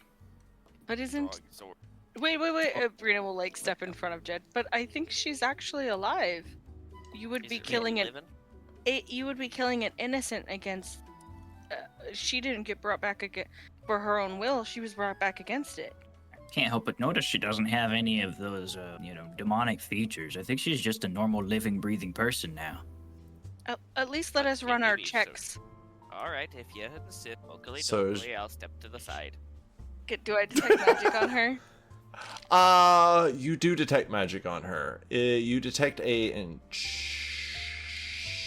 enchantment magical aura on her. What kind of enchantment? And the vase also detects as enchanting. The school? Oh, I'm sorry. No. The vase is abjuration. So, shit. Do you want to roll an Arcana check? Either Arcana or Identify. Well, because of the detect magic, I know the school is there. Yeah. So she's detected as enchantment. The vase is detecting as abjuration. 10. All my good rolls are gone. I wasted them today. Can I do an Arcana check? I don't know. Can you? I mean, I'm fairly decent at them. They're nothing super special, but yeah, go ahead. I did roll a 6. So she's probably got a spell on her for sure. Brina, were you rolling that, or Angilbert? Were y'all rolling that for both of them, or just the one? I'm rolling. That one was specifically on the wall. I was Okay, also do you want to do the rolling vase? on the woman, so yeah. I'll roll for the vase now. I'll cast guidance on Bree. I'll roll Okay. for the bait. Holy. That's a 29. Okay, with a 29, what would you like to know? What's this face? What is it? What's This these markings? vase. So I actually want to combine some knowledge here. That's what this 29 is going to get you. This vase is a normal vase that is until you cast a soul binding spell on it. So let's roll this back a little bit and take a little look real quick at this contract. And it specifies that during a moon cycle, the demon will be able to take possession of Eldrin. And then after the cycle is done, his soul shall return. Nowhere in there does it say it'll return to the body. So, vase plus spell plus wording. After that one cycle of the moon, it looks like he bound his soul to this vase and kept the body. Oh, so he's right here. Oh, do you think Who's right? it's the wizard? Eldrin's in the vase? Yeah, it seems like he's bound it to the vase instead of returning it body. Ugh, His soul is, I should say. that's shitty. So what do we do about that? Is there like a way to put him back into a different thing? Can You look over at the body on the floor, cracked, and his Okay, wife's Oakley, body's I cracked think and there's- open? Eldrin's mortal form. I think there's only one thing to do now. Now, hold the hell, on Jed? with the fucking sword now, bro. I mean, come on. We should So, send him okay. back to Lathander. Wait. Let me confirm. The body on the ground, that's the wife, correct? Next The to one chart. inside the hole? Yes, Yes, that's the woman. wife. Yeah. And then, She looks breathing. She looks unevil, Jed. okay, and then his body is outside. Yes, his body is So, outside revert in the back. hallway. It reverted mostly back. It looks like it's going to take some time, but some of the features have started to kind of change back. But that body is fucked up. Are we able to fix the body? Why would we fix the body? He has done insurmountable sin by dealing with a demon. Yeah, out of grief. You read the book, Grief. right? Like the journal? It was really sad. I fully remember, yes. I have one fairy to deal with a demon. Everybody handles grief differently. You Yeah, that- found. If you murdered somebody, if they murdered your family, would you be like, oh, well, I'll forgive them? Some people do. Well, that's their fault. Lathander is going... I only send them to Lathander to... It's Lathander's job to judge. It's my job to set up the meeting. I only make the appointment. Dokily, let's get this over with. I think we should try to return the spirit. Maybe hear him out? Yeah. I mean, I'd rather talk to this Eldrin before we just cast what's left of the poor man's soul into whatever the fuck up thing you're suggesting, Jed. All I'm saying, and diddly-do, hear me out now. He made Sorry. a diddly deal with a diddly demon. His soul is bound to that demon now. Well, actually, I think his soul is Regardless- bound to the vase, but yeah, no semantics. Now, hear me out now. He hurt people, all for the sake of getting his wife back in active grief. But does one's emotions make the actions forgivable? Who did he hurt, though? He took away his wife's agency by bringing her back from the dead against her will. He clearly hurt the townspeople by making them go into a, what was it you said, mindless rage? Yeah, they're just arguing. I don't know what he hurt from that. They'll snap out of it, and then I'll be like, oh, I love you, or I love you. I mean, it has occurred to you that Silvara is a wizard, and she could easily kill Ulrich. And let's be real, if that goes too far out of hand, that could lead countless problems. He's already dead. His body decayed. Todd, His soul in a jar. can I make a history check to see what I know about Lathander's teachings? Yes, ma'am. History or religion? I'd rather do history because it's like reading, but I can do religion. No, you can do each one. So if you do history, I'm going to make it a slightly higher DC to know specifics. But if you do religion, then it'll be what it is. Okay, I'll do religion, and I hope for good rolls. 23. What do I know about That's- Lathander's teachings? Oof. So Lathander. Hold on, I wasn't ready for this. So Lathander's known to be good, and his domains are life and light. So that's pretty big ones right there, considering the situation that's going on. And he has a shit ton of temples.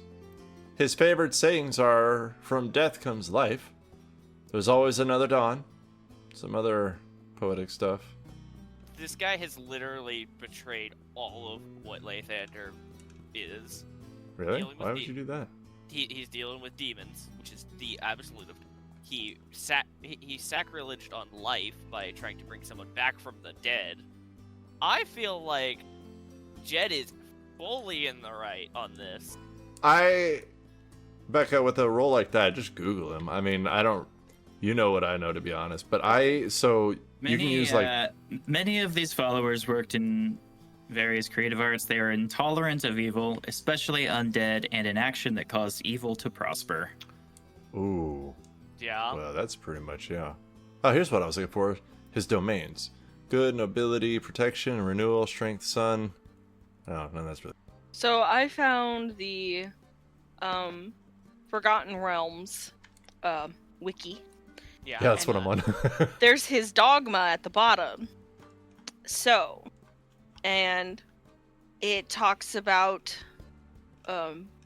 new prosperity for humankind and its allies, a sacred duty to foster new growth, nurturing growing things, work to rebirth and renewal, perfect yourself and be fertile mind and body. Whenever you go, plant seeds of hope, new ideas, and plan for a rosy future in the month. Watch each sunrise. I hope Ned does that every morning. Jed. It's Jed, not Ned. Yeah, and considering the consequences of your actions so that you may least effort may bring the greatest and best reward. Avoid negativity, for from death comes life, and there is always another morning to turn setback into success. Place more importance in activities that help others and strike adherence to rules, rituals, and dictates to your saviors.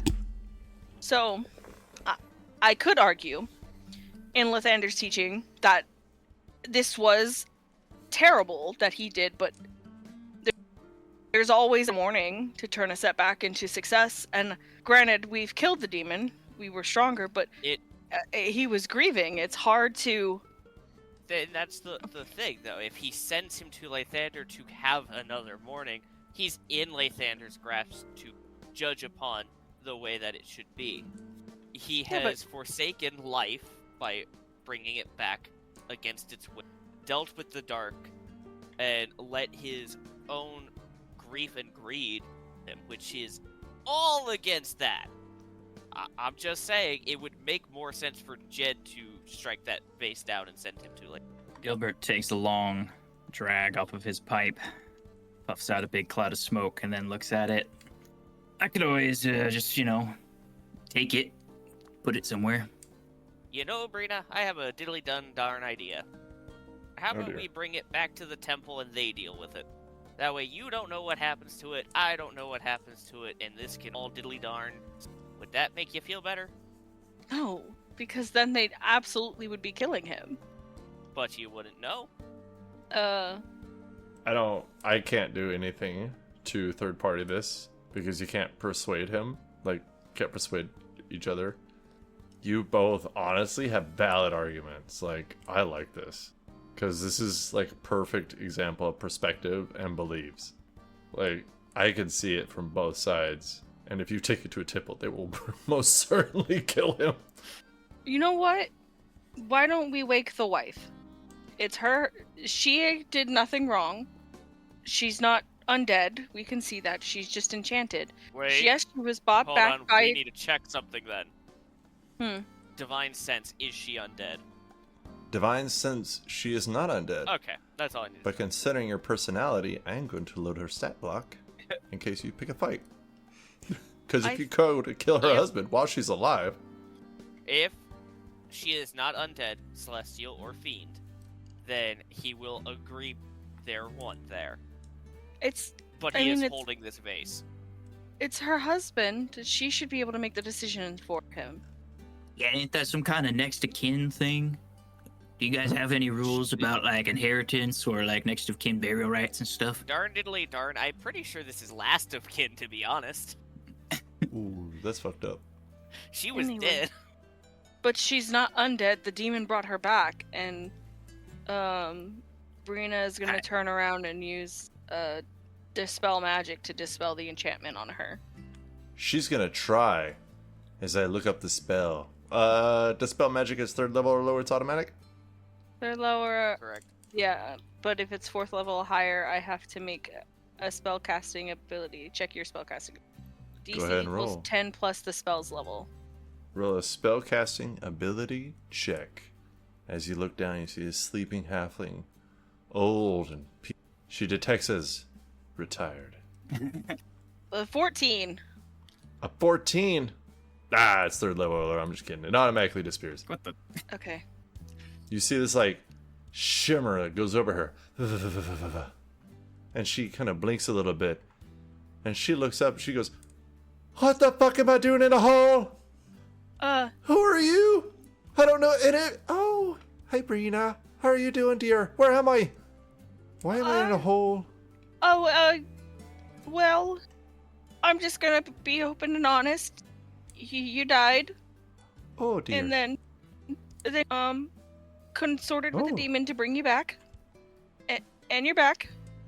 But due to the contract with the demon possessed your husband and then didn't give the body back. But we had to fight the demon. And your husband's soul is trapped in that jar, and Brina will point to the jar in Jed's hands. She just looks at you, blinking. So let me get this straight. I've been killed. I died. Yes. My husband was killed, and then he became a demon, and you killed him, and now he's trapped in the vase next to me. No. You got the order of operations a little screwy. So you died. That's he made a deal with the Totally, demon. totally. Yeah, passed Brina's gonna pull out the contract and hand it to her. Oh, I don't really do the reading. Oh, okay. So essentially, that during a moon cycle or a cycle with the demon, this one's body, but then he trapped your husband's soul in that jar and never gave the body back. Oh. Demons are tricksy bastards like that. And then Does anybody have a pint on him? I got something else. Oh, please, if you don't mind, dear. Oh, Gilbert, how are you doing these days? It's all right. I mean, you can't complain. Takes a big drag off of his pipe. Here, let me fish out something that'll take the edge off for you here, lady. Oh, I'd appreciate that, dear. You're such a sweetie. Yeah. Oh, Jed, how's the church doing? Just fine. I will be, honest, I might be taking your husband. Diddly darn, break this vase and send him to Lathander himself. No. No, you won't. I said I know you have a sweet heart, and you have such a heart. Head not too good. He pulls out a small dried mushroom and hands it to her. That ought to take a little bit of the strain of being asleep for a period of time right off your shoulders, lady. Jed is just She just shoves it in staring her at mouth. this mushroom as it goes by. Don't worry, it's all legit. It's just it's basically like what would you say? What do they call those Medicinal. things? It's a medicinal herb shroom thing. It's not gonna do anything narcotic to her. He turns and kind of like winks at her. Diddly darn, I'll let this pass. So, you three killed my husband, essentially. We killed Well, a demon the- in your husband's the body, demon- to be Right here still. specific. but your husband still is here. in the jar. Oh dear. So This is all quite overwhelming. The demon Yeah, also I- put a big old spell up over the city and made everybody hate each other. Oh, that's not good. I'm very sorry, I think. I think. I'm a little confused. This is all very much to take in at once. How do we save him? Where's the body? Can we just put him back in? well, the body's not in great shape as to being, getting beaten up. Lathander's holy light decided that he shouldn't have that body. I mean, I can certainly keep the body from going worse, but I don't think I can quite put it back together again. Is it possible for him to live in my body? I'd be willing to sacrifice myself for him. I don't. That's the thing, though, is he went through all this trouble to bring you back, I would. He was real depressed. He wrote a lot I don't- about how sad he was that you were gone, and I feel like if he took your body, then like he'd just be even more sad, because then he'd have to look at you in the mirror every day, and ooh, that wouldn't be all that great, I don't think. I've lived almost an entire generation with him. An entire human life. I can't live without him. Yeah, I think that was his kind of perspective as well, which is how we got here. If he doesn't live, then neither do I. The Everybody church. keeps jumping on me every time I say I'll fix that problem, but the solution's very easy. Just mine's mine. I think the church can probably do some more repairing to his body. I mean, Jed's I'll- shaking his head like they will not. Now, let it be known that where I came from before I took up residence within this area, the druids that I came from were much more, powerful than I was, than I am. I could potentially make the jaunt out to the circle and see if my old friends in the druid circles could do a little work with nature and maybe gift this kind soul a new form. It'd take incredibly powerful magic, and I'm not sure it would succeed, but it's better than just sending the soul back into whatever place he came from. And you could have a possible future together again. Mr. Gilbert, I respect you from a recreational point of view, but if you'd be willing to do that, I'd really appreciate it. If you could give me like a day to get things together, and I could wrap him in something and carry him. But I could go with my mallet and keep you protected on the road. I'd like that. Yeah, it'd be a nice little trip out. I mean, it's a beautiful, beautiful journey out there. Pretty safe, but we could certainly go out together. You take a day to get yourself in order, assuming His Holiness over here is going to allow us to go through with this plan. Precious Jed, I knew you'd gonna let him do it, 'cause I know you want to save my husband as much as I want to. Well, diddly darn dude. I really don't, but he's gonna put up his hands, hand her the jar. I'ma pretend I didn't see it. How about a hug? Once I'm sure you're not possessed by a demon. She kind of looks at herself. I don't believe I am. You'd think they'd at least make me taller? Well, then I it's should all go said and check out done. the township. Yeah, Miss Mary, you take your time, get things ready. I'll come by in the morning and we'll set out. How's that sound? That sounds delightful. I'll try to have something cooked up for you, although it smells a bit funny in here. Oh, yeah, there's an entire table full of rotted, maggoty food in the other room. You're probably going to want to clean that up before actual pests settle in. Oh. Oh, shite. Let's go make sure that these people haven't, offed each other, yeah? Brina, are you happy with this outcome? Yes, it's better than what she'll look over at Jed. Could have Jed's happened. gone. Oh. He's Oh. walking out of the room. Marigold raises an eyebrow. Thank you for giving my husband back. I appreciate it beyond what you could know. Yeah. Well, being a man of nature myself, there's nothing natural about what he did. And, bygones be bygones. He made a mistake, we all do. But I'd love nothing more than to set that back in the proper balance, get things how they should. Don't worry. You're gonna find a sweet boy for yourself someday. You talking to me? Oh, what? Oh, no. I just thought because, you don't really talk to the ladies and you work with plants. I'm sorry, I misread that. No, I I meant think no nothing offense. about it. I don't mind all that much. Just, nobody changed down old Gilbert. Man or woman. I think I'll see you in the morning. And, Brina, Jed, if there's anything I can do for you, just let me know. Yeah. On her way out, Anna's gonna take the robe out of her bag and leave it on the corpse and walk out. Because it just feels wrong now. Wait, you don't want to leave him naked? You don't want to take his equipment? No, that's just rude. She thought about it and then she realized that he was still alive and hanging and then more. Why is my husband naked? No. It was the demon. His peepee's flopping all about. He liked fighting naked. He was weird. Hopefully, it wasn't too big. Oh, Oh, it's cold. Yeah, that's what they all Brittany's say. gonna leave the house. It's a long sword, I swear. Stop. No, more like a dagger. No, I'm cutting it off. More like a rapier. With the dagger? Get out of here. Ooh.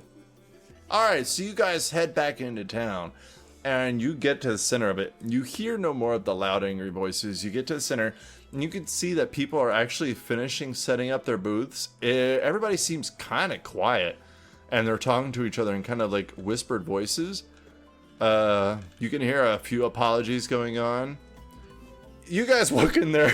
You see people are quiet, but kind of getting along. You see some of the couples that were arguing a little bit ago are kind of hugging each other, talking in whispered voices, and you see a lot of the booths are being finished. And you hear Ulrich call you over. He was one of the people who was arguing with his white-haired elf wife. He's a rugged, middle-aged man, a human man, with graying brown hair, a short beard, and piercing blue eyes. He has on a long, tattered green cloak over a leather tunic and carries an assortment of goods in his large satchel. And he kind of walks up to you guys with a bit of a limp, and he says, "Hey, I know it's kind of weird, but we're trying to get the festival going. Y'all want to try Cupid's arrow toss?" And he holds up like a foam arrow. Yeah. Sure. I want to talk to you guys about the games. Oh God. So before you are 6 separate games set up in this town center. If you win a game, you get inspiration for your characters in the main campaign. Boom, flat out, you get inspiration. However, let's talk about the competitive side of being friends. If you do better than your cohorts, the person who does the best on each game gets a percentage roll for their character in the main campaign. Ooh, it's a spicy root. If Becca wins all 6, I change the rules. That's fucked up. And I re-record this entire section to say you get a thumbs up. Well, that's to be fair. I'm like 20 points away from my next stat. So And Yeah, we don't most need of us that. haven't gotten one, so. I rolled a 3 on my last percentage roll for Yeah, that. That's rough. She stole 40 of yours, remember? Yeah. We were all supposed to roll 40s and she didn't keep the memo. yeah, I'm sorry. My next stat. I'm currently at 71 for my next one. So I need 30 more points. I'm at like 20. I don't even know what I'm at. I think I'm at like You're at like 42 or 40. something. Yeah. I'll load that up when we get done. So who's up for a bit of Cupid's arrow toss? Sure, I'm down. Sure. This is Ulrich, by the way. I'm great at tossing That things, Chris I think. Pine? No. We'll make it work. All right. So so here's how this works. He has this booth set up to where at the end of the tent, there's like a little bit of a target that's flat on its back and sitting up looking towards the sky. And you use a sleight of hand or range attack. And to get to the closer to the center is your DC. So if you roll like a 9 to hit or a 9 sleight of hand, you get nothing. It starts at 10. 10, 15, then 20. 20 is the bullseye. If you get a 20, or if 2 people get above a 20, it's whoever gets the highest. Gotcha. But if you get a 10, you automatically get inspiration for your characters. Alright. Who wants to start us out? Well, Jed will. Go on. Go ahead and roll either a range attack with your dex or a sleight of hand. Let's see what you got, big guy. Attack. So can I use my... I mean, yeah, because I'm assuming everybody's proficient in some kind of throwing weapon. So Yeah, I'm I'll proficient use- with javelins. the only person not included is probably cleric. What am I? Maybe a wizard. I'm proficient in darts. That's what 23. would help. Oh shit. 23. So you get inspiration for Andrak. Sorry. Sweet, he gets a new... And you have the highest number so far. Who's coming next? I'll step up to the plate. Yeah, let me see that thing here. Let's see. I don't know if I could do much better than Jennifer over here, Ulrich but hands you a foam arrow. Good luck. I think I'm gonna use sleight of hand because it's basically the same either way. It would be a 24 or 25. Excuse me. Okay, 25. So, Brina, can you beat a 25? I would have to roll a natural 20. 24. shit. Damn, y'all, what the fuck?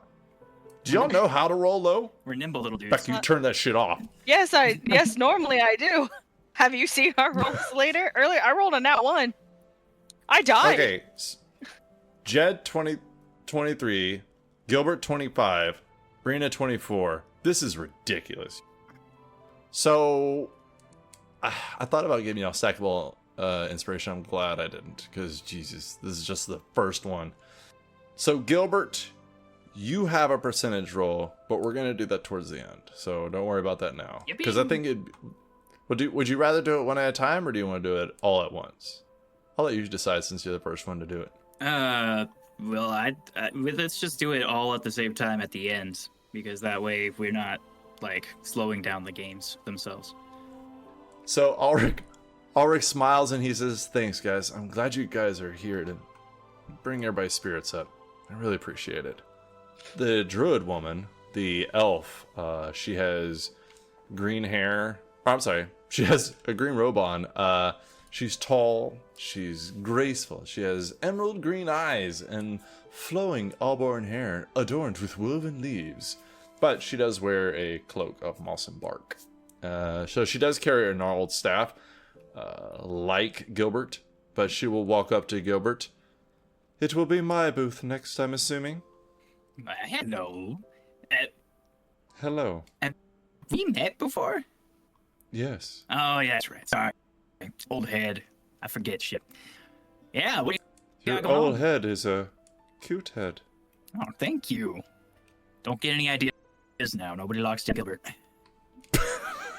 "The wild must run free." Yep. Anyways, what you got going on here? I'm looking to play some of these games. She walks you into her tent and she shows you her stream. It is a racetrack of sorts. It is just a loop, a long circle, and you can see there are ducks in a bucket of water, a large bucket of water, mind you, next to this stream. She says, "You will place your ducks in the stream to race. You will each be able to cheer on your duck if you care to. If you are able to, I don't know, persuade it to move faster, you can motivate it to have an advantage on this roll that you will surely be doing." Living ducks? There are living ducks, yes. In my contract, when you signed with me, I have advantage with all 8 things.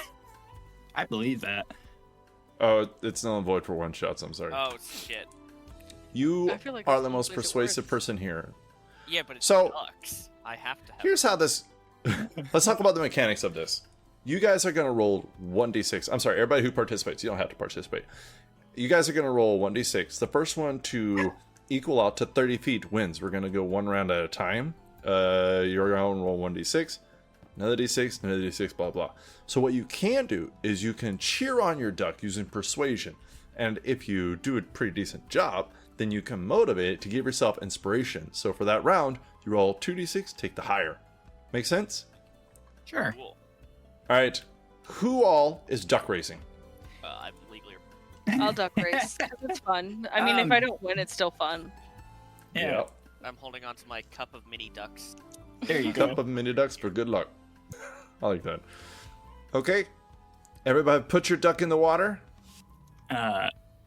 As he puts his duck in the water, Gilbert leans into the duck and using speak with small beasts, he gets real close to the duck's head and says, "Now listen, man, I got a lot riding on this, so you swim your damn fastest, all right? I need to show up this Brina girl, because she's always trying to beat me and shit, and I always need to win. Do you understand, all right? You get that through your little head. Now swim like the wind, Bullseye." It looks up at you. Brina is also going to whisper in the duck's ear because she can also speak with small bees Oh, Jesus Christ. and be like, "Hey, I just do your best out there. I appreciate you swimming." I cast guidance on them. It's cheating. Fuck yeah. You better It make doesn't. a sleight of hand. So, I mean, you can do it, sure, because it's a d6 and not a d20. I know. Yeah, it doesn't help it at all. It's fine. I was about to say. Becca's like, fuck this. I was about to say, image. bitch. So, Brina, your duck looks up at you.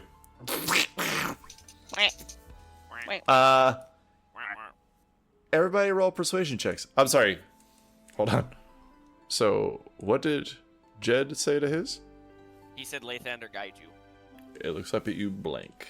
Roll persuasion, everybody. Oh, shit. See, now that's why I figured Jed was going to do good. Oh my god, y'all. Go ahead. What'd y'all get? 22. 14. 17. So you all have advantage. Roll 2d6, take the higher. This is the first round of the duck race. And what did you get? I got a 4. 6. Nice. Ooh. Jed and Brina, you guys are even. Gilbert, yours is ahead. First round. Second round, who wants to talk to their duck? Oh, I you will know talk it. to my duck. Lathander guides this duck. That's yeah. Yeah. Gilbert also yells after his duck. Yeah, that's right. Swim, swim. Alright, everybody roll your persuasions. I roll a 6. Ooh. Yeah. 16 for Gilbert. That's a 23 for Jed. Jed and Gilbert, y'all have advantage. Brina, just 1d6. Let's see how round 2 goes. Gilbert fucking How'd you do? cheating, man. Sixes no matter what. Holy shit. Established that he is a cheater, so So I'll start with Gilbert. What'd you get? 6. Okay. Dylan? Or That's a 5. and Brina. A 6. Damn. Okay. That's really good, guys. So, of course, Gilbert is ahead. But right behind him is Brina, and then Jed. Dylan, do not let your duck lose. Who's chilling? Who's cheering on their duck? I I'm am. chilling and also cheering on my duck. This is round 3. What the fuck? I'm going lower. I rolled Uh-oh. a 4. Oh, She's just no. getting more and more anxious and is unable to really cheer on her duck. That's a 16. 14 for Gilbert.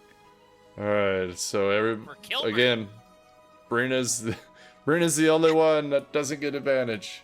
Oh, she Everybody roll 1 It or doesn't matter if he is 2d6. a cheater. Yeah. Brina, what'd you get? A 6. Nice. Jed? That's a 2. You Oh, expect no. me to win in the battle of D6s when we all know 6 is not my lucky number. That's fair. They're unholy. I should have It's rolled Quince's number. 4d3. Then I would have gotten 3s every time. Gilbert, how'd you do? 5. Oh, shit. Okay. Brina is right on your ass. Or She's her duck eating is. on ya. Swim faster, you duck. Oh, there you go. That's your persuasion. Roll your persuasions. Let's see how this goes. This is round 4. Why are Duck you Miss doing Maximus so well? guide you, duck. I rolled a 7. Damn. All right, so again, I roll 15 great. for Gilbert. Yeah! so I Gilbert rolled also gets 2. so fucking well on these persuasion. That's a 24. Oh my god. All right, Brina, how'd you do?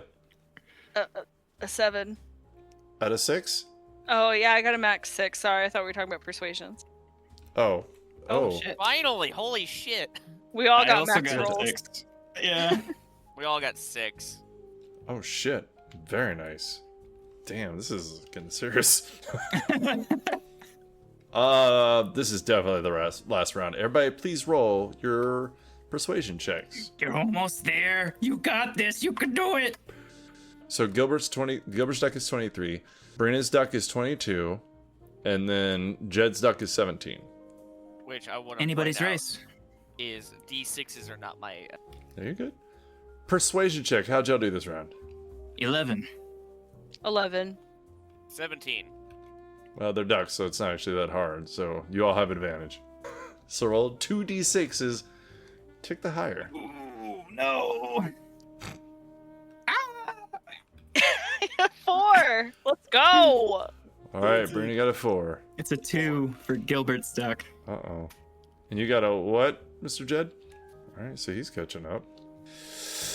All right. Persuasion checks. What are you saying? What are you doing? I thought that was the last round. It was Nah, it wasn't. I thought it would be. Okay. Your persuasion Holy is light of really duck. not your strong suit. It's the holy not. light of ducks guides it. That is a 22 for Jed. Oh shit. Okay. I feel like 17 for Gilbert. my insanely high rolls have meant nothing. I'm still losing. I got Brina, a how'd you do? 5. Ooh. So, everybody but Brina again. But not that it will matter because she's already winning. Brina, 4 or higher on this, you win. I got a 5. You got a 5. I got a 3. And I got a 3. Oh shit. Okay. So here's the total. Brina's duck passes it at 31 feet. Behind that is Gilbert's duck at 28 feet. And then behind that is Jed's duck at 24 feet. So Brina wins, but just, I mean, barely.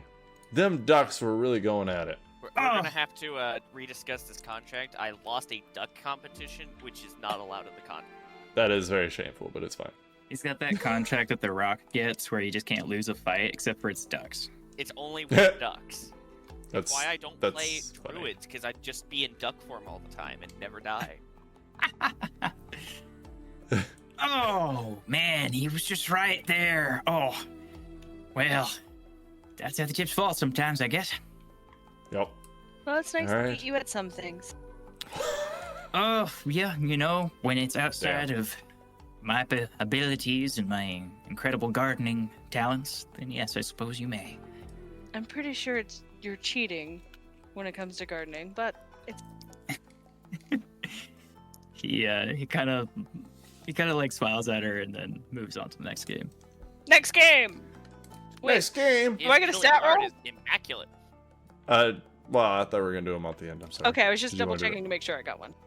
So this one, you see the flap is shut. You see a very round tent, and you're stopped at the door by a dwarf. You guys know this guy. His name is Grimner. He's a stout, muscular dwarf with like a thick braided auburn beard, streaked with gray. His arms are scarred from years of working at the forge, and he wears a heavy leather apron over steel-plated boots, and he has like these piercing green eyes. It holds a mix of wisdom and sorrow. But he goes, "Hold there. Only one of you at a time. There's the flaps closed 'cause you can't see in there. You go in blind. You have to find the dragon. It giggles. And if you find it, you pin the tail on it. In the tail on the invisible... Dragon. Oh, the dragon. Oh, The dragon. But you're blindfolded. And if you cheat, I don't know. interesting. All right. Who wants to go first? I'll It go never first. goes- Yeah, go on. Brina, go on and find the Brina, you're going. Put on the blindfold. She puts the blindfold on. Oh, alright, we're gonna guide you in. Here's what you're gonna do. You're gonna go in, and you're gonna perceive the shit out of this thing. And then you're gonna roll your dex to pin it. The higher the dex, the better the number. The person who has the highest dex is the winner. Because obviously, the higher number is better. Are you ready? Whoever has Okay, the higher so- dicks. Let me ask Todd out of character. I'm rolling a perception check and then a dex check. Oh yeah, for sure. Okay. I just wanted to verify before I made roll. Yes. So you're kind of, this thing has like a magic mouth cast on it so that it giggles every now and then in 15-second intervals. So you use your perception and then you roll dex to pin it. So if you get high perception and high dex, boom, boom, first round. So you could get it quick. So go ahead and roll perception. I rolled a 17. Of course you did. You're fucking Becca. Okay. So you're pretty sure you know where it's at. Roll your dex. That's another 17. You feel something solid, and you feel like this little tail in your hand. It's like a little piece of paper with a needle at the end. But you pin it into something, and you don't hear anybody yell in pain, so you're pretty sure you got it. But Okay. you hear the giggling stop, and then you hear, "Oh, you did it! Good for you! Now come out! Okay. Next, who's going? Jed Go. can go. Go on and get it, Jed. Put the blindfold on, and please step in. Listen for the giggle. All right. please roll your perception check. That's a 20. Oof, wow. Jed, you hear that giggle, you tilt your head, you know exactly where some bitch is. Roll that dex. That's an 11. You know exactly where it's at, but you go to pin it, and you feel like it's floating in the air or something because you fucking know where it is. But you didn't quite make purchase on it. Roll your perception again. You hear the giggle 15 seconds later. That's a 19%. Guys. Fuck. Roll dex.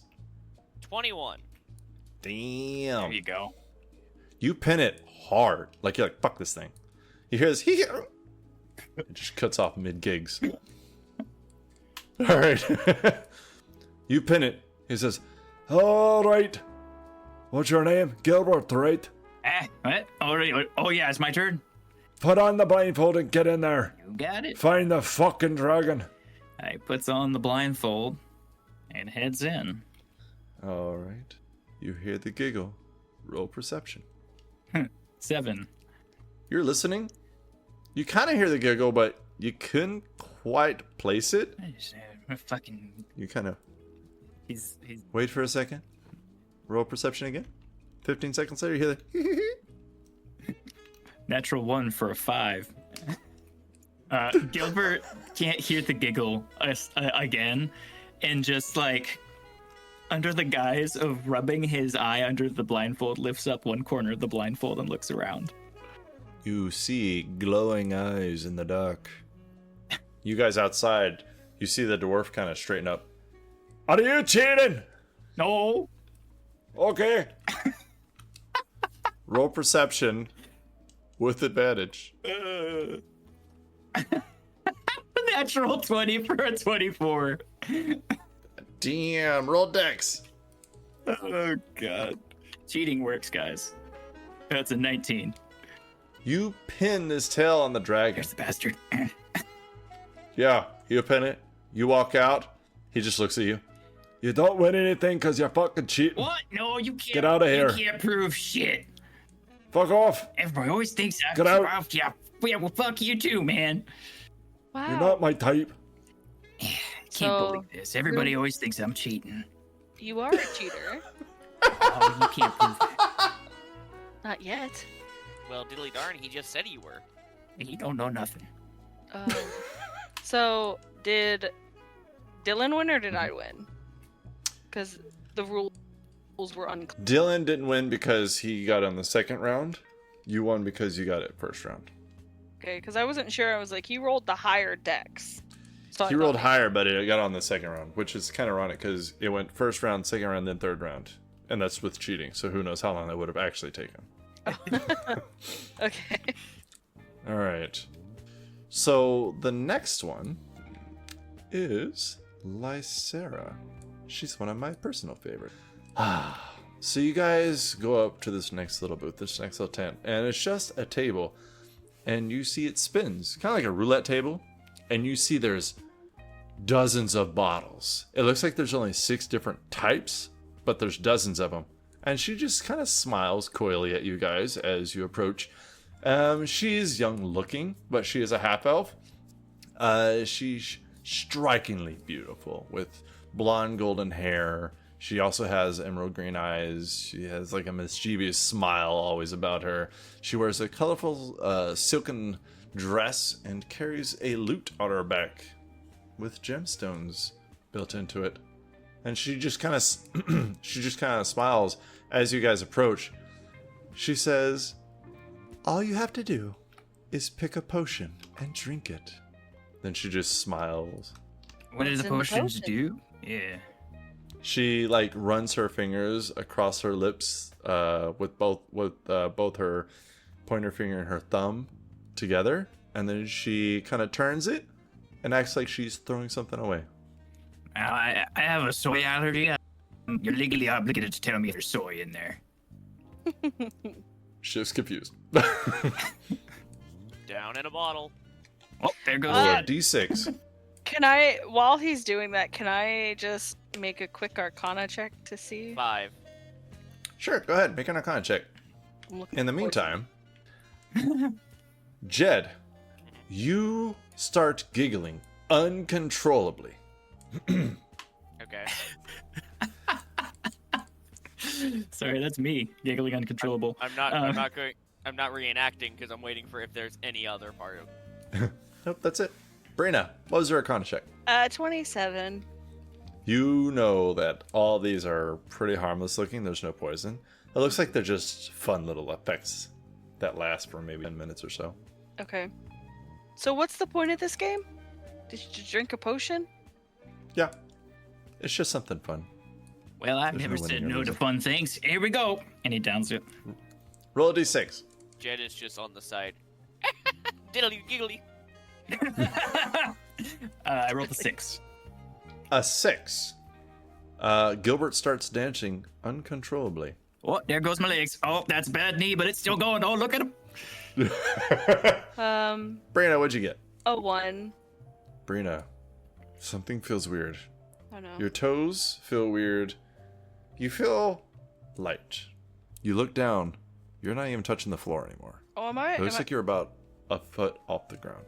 I grab onto Gilbert's staff so I don't like fly off or something. You are affected by the spell Levitate for 10 minutes. Oh, Gilbert, quickly push her up into the stratosphere.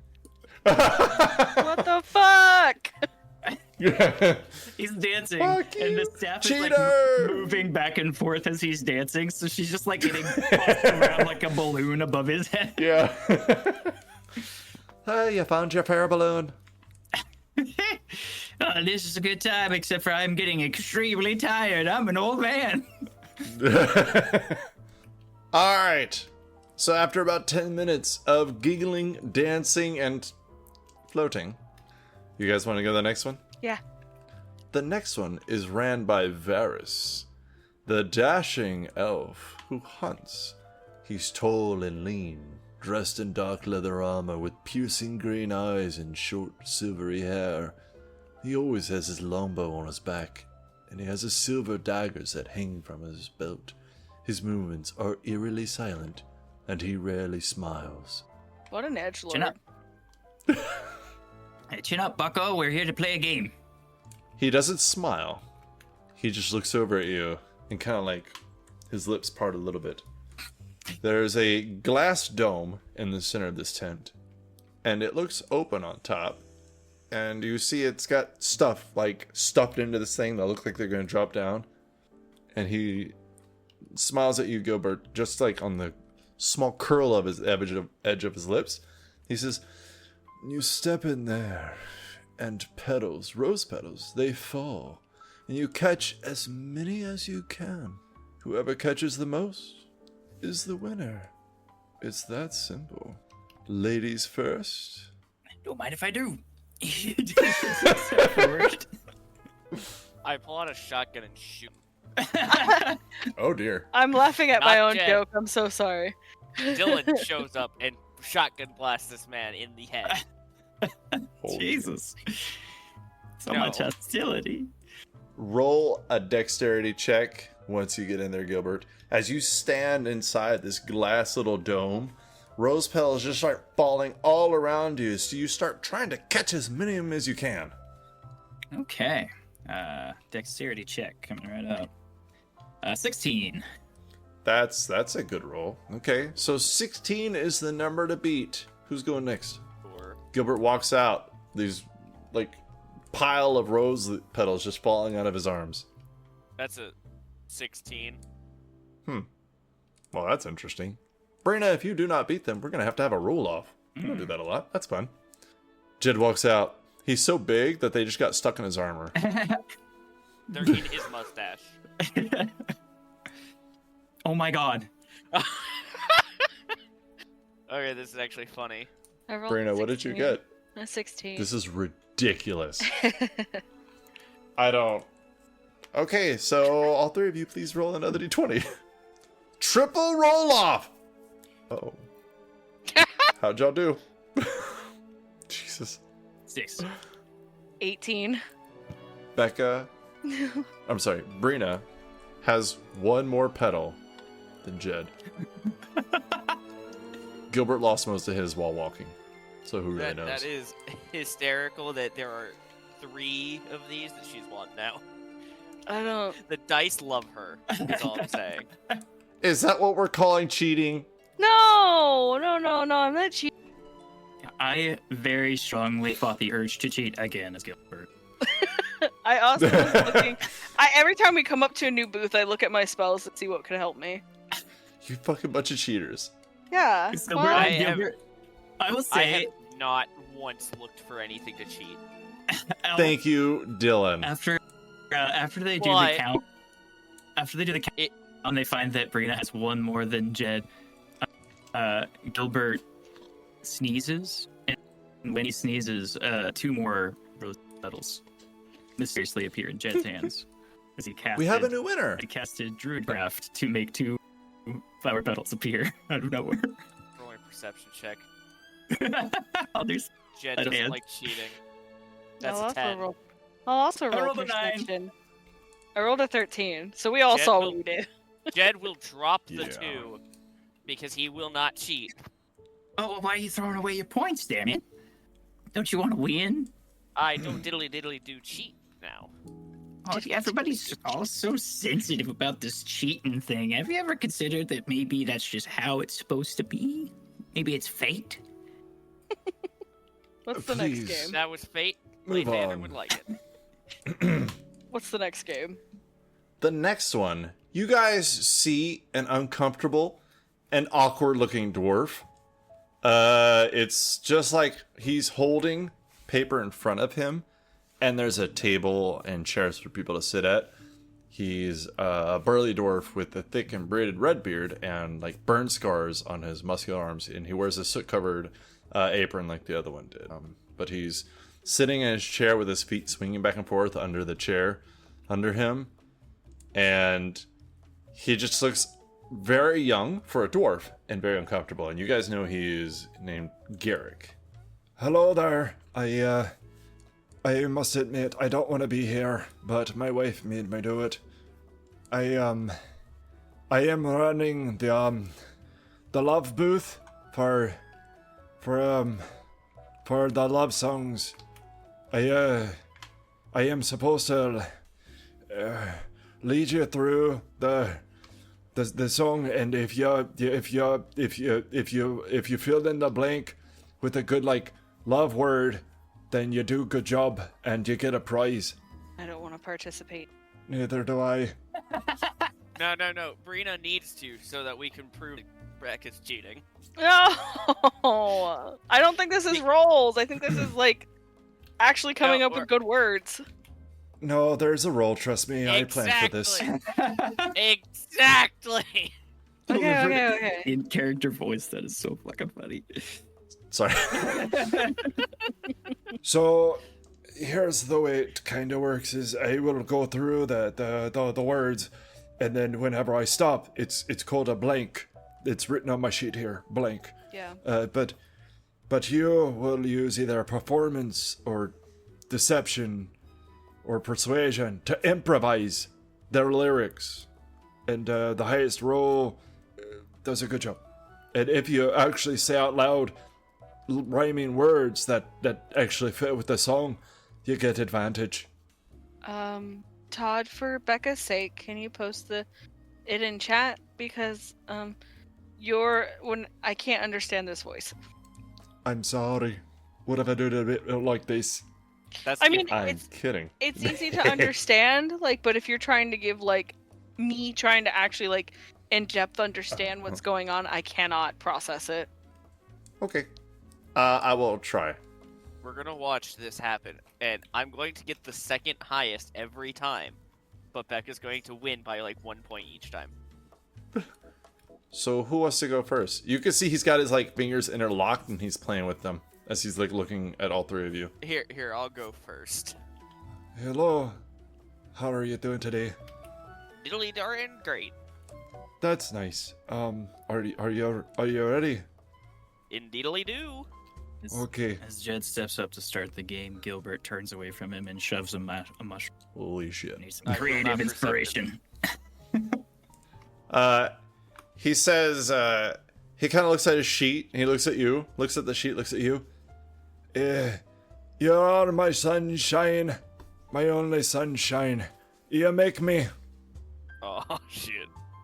I don't think shit fits. That was Do you not have Jed. another one? Oh no, that was Dylan trying to think of anything. I'll just roll a persuasion check. Because I cannot think of anything. That's a 26. That is a really high number. Oh, Watch. that Brina's gonna get Whatever. nat 20, nat 20, nat 20. Oh my god. whatever word you just came up with in character was amazing. It was so great. We couldn't comprehend it. It was so great. Oh, well, that was really good. Who wants to go next? Gilbert kind of wobbles up. Okay. After his creative inspiration. Whew. Let's see here. Which one of you did this? Just ask me that question. Sorry. Continue. Yeah.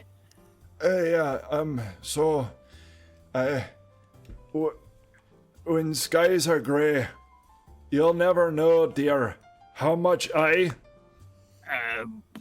Want to take you out. I rolled a 20 on my persuasion check, despite that being totally trash because I expected I would roll bad. That's pretty good, but your stoic friend's actually quite natural with the music. I'm really surprised. Yeah. Little lady, do you want to do it? Not really, no. But she's going to. Come Just on, to Brina. prove I can my understand point. that. No, Tell the two gentlemen no. over here. Prove my I'll give you magic point. words. Prove Okay. my point. Okay, Brina will go and just gonna stand there awkwardly, like a huge. She's got like normal sunburns across her face, but she is like beet red. And tell that He kind of looks at you. goat on your shoulder to get off before you do your thing. He looks at you and he says, Please don't take my sunshine. Away? Yeah. Hey, how did you know this song? Yeah, I'm surprised the other two didn't. That goat's making fun of me now. I'm not taking too kindly to that. go ahead and get advantage, because I'm pretty sure you can't beat him. I can't. No, No, there's if no you- way. Nat 20. Do it. I guarantee it. Even It's with a gonna- nat 20, she can't get a 26. I've seen her cheat. That's a 20. No, she got a 20 and a 6. The dice tried. Look at that shit. Wow. The gods have spoken. Okay. So, Jed wins his first one. Singing. And last one. Yes, that is the last booth. You guys come out of that one. You see that you're at the other edge of the town square. And you guys you hear everybody kind of starting to do it more and starting to have fun. But as they're having fun, y'all want to do some stat rolls? Yes. No. Back with your fucking cheating ass. Oh. Becca's right, about let's start to with- get 3 extra points into her stats. Andrak, Constitution, you're sitting at a 79. Roll a D100, please. 62. That is way above a 79, sir. So you get a free stat point in your Constitution, and you're sitting at a 41 for the next roll. I'm gonna do Becca last because it's gonna take a while. I'm She's sorry. a cheater. What? No! Becca, we're just messing with you. The whole audience Mostly. thinks I'm a cheater. That's true. I cheat As they should. regularly. Kevin / Malachi. Hey! Constitution, you're sitting at a 47. Finally, I have rolled above 20. He No, got it's the freedom number. 76. Ooh. So you get a point in your Constitution, Yes. and you're 23 over for the next one. Hell yeah. All right, Becca. Well, I already rolled the first one. I have 3, correct? You have 3. You're sitting at 71. Yeah. I rolled a 23. So, No shit. yeah. All right. So you're sitting at a 94. You got 2 more rolls. 14. Jesus. So you have 1 stat to your dex, and you're 8 over. Universe is nerfing you. Finally. 59. You said a 59? Mm-hmm. Alrighty. So you only got 1 stat, but you are sitting at a 67 for your next roll. Mm-hmm. Which is higher than most. Mm-hmm. And she's already gotten 2 stat points. That's only my second stat point. Well, yeah, I'm just saying you've already got 2. Sorry, just roll better. Sounds like a Oh, that's skill a Kevin. issue, is what Becca says. Sorry, we don't have the cheater bots on. Well, maybe you should. I tried to do it, but it just keeps going in reverse. I think I don't know the spaghetti code for that one. I mean, you could always be like Aldora, roll twice and still not be doing it. Oh, Take Well, you know, advantage, still I just- miss. I just wanted to put things in perspective for a second. I'm just sad. As you should be. All right. So you guys, Gilbert, Jed, Brina, leave this festival, head back on the love wagon to your homes. Gilbert with a new mission in mind. Jed, ever vigilant. Brina, burning down Gilbert's firm after he leaves. I don't know. Yeah. What is Brina doing after the love fest? Probably while Gilbert's away, trying to figure out, because he's not home. He can't see. She's rooting through his shit. Breaking and entering. Yeah, absolutely. Trying to figure out how he's cheating. when Gilbert gets home that day, he's packing up his bag to go out on the druids, to go out to see the druids with Mary, and he goes out into his garden and looks over at Brina, assumingly she's in her garden or somewhere that you can see him. And he looks over at her and he waves, gives a wink, and then taps his staff on the ground, and the whole garden goes down into the ground, and it's just flat dirt underneath. And then he goes back in and packs up his bag and heads out the front door. Brilliant. While he's gone, tries to expedite the garden competition. Which, if you guys didn't know, was run by Jed. Yeah, she's gonna bring Jed over and be like, "See, Well, it looks like he just re-flattened his garden out. He might be refreshing it for the next garden competition. Refreshing. I saw it with my own eyes." Did you get videotape? I cast Dang, minor illusion to show what happens. Y'all stop it. You're going to the next one shot. No, I want to thank you guys for playing. Hope everybody has a great Valentine's Day. I love you. Bye. Bye.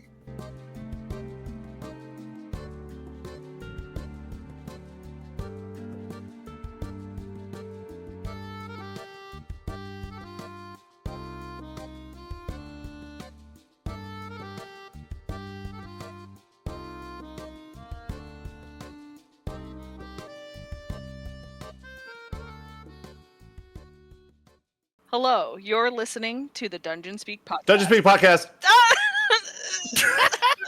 I hate it Oh, that's here. Okay. 3, 2, 1. I'm not ready. Shut up. Hello, my name is Becca. You didn't keep going.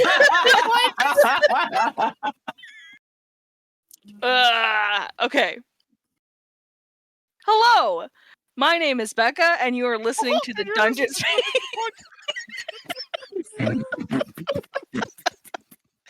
I quit. Oh I don't- my god. I don't want to play anymore.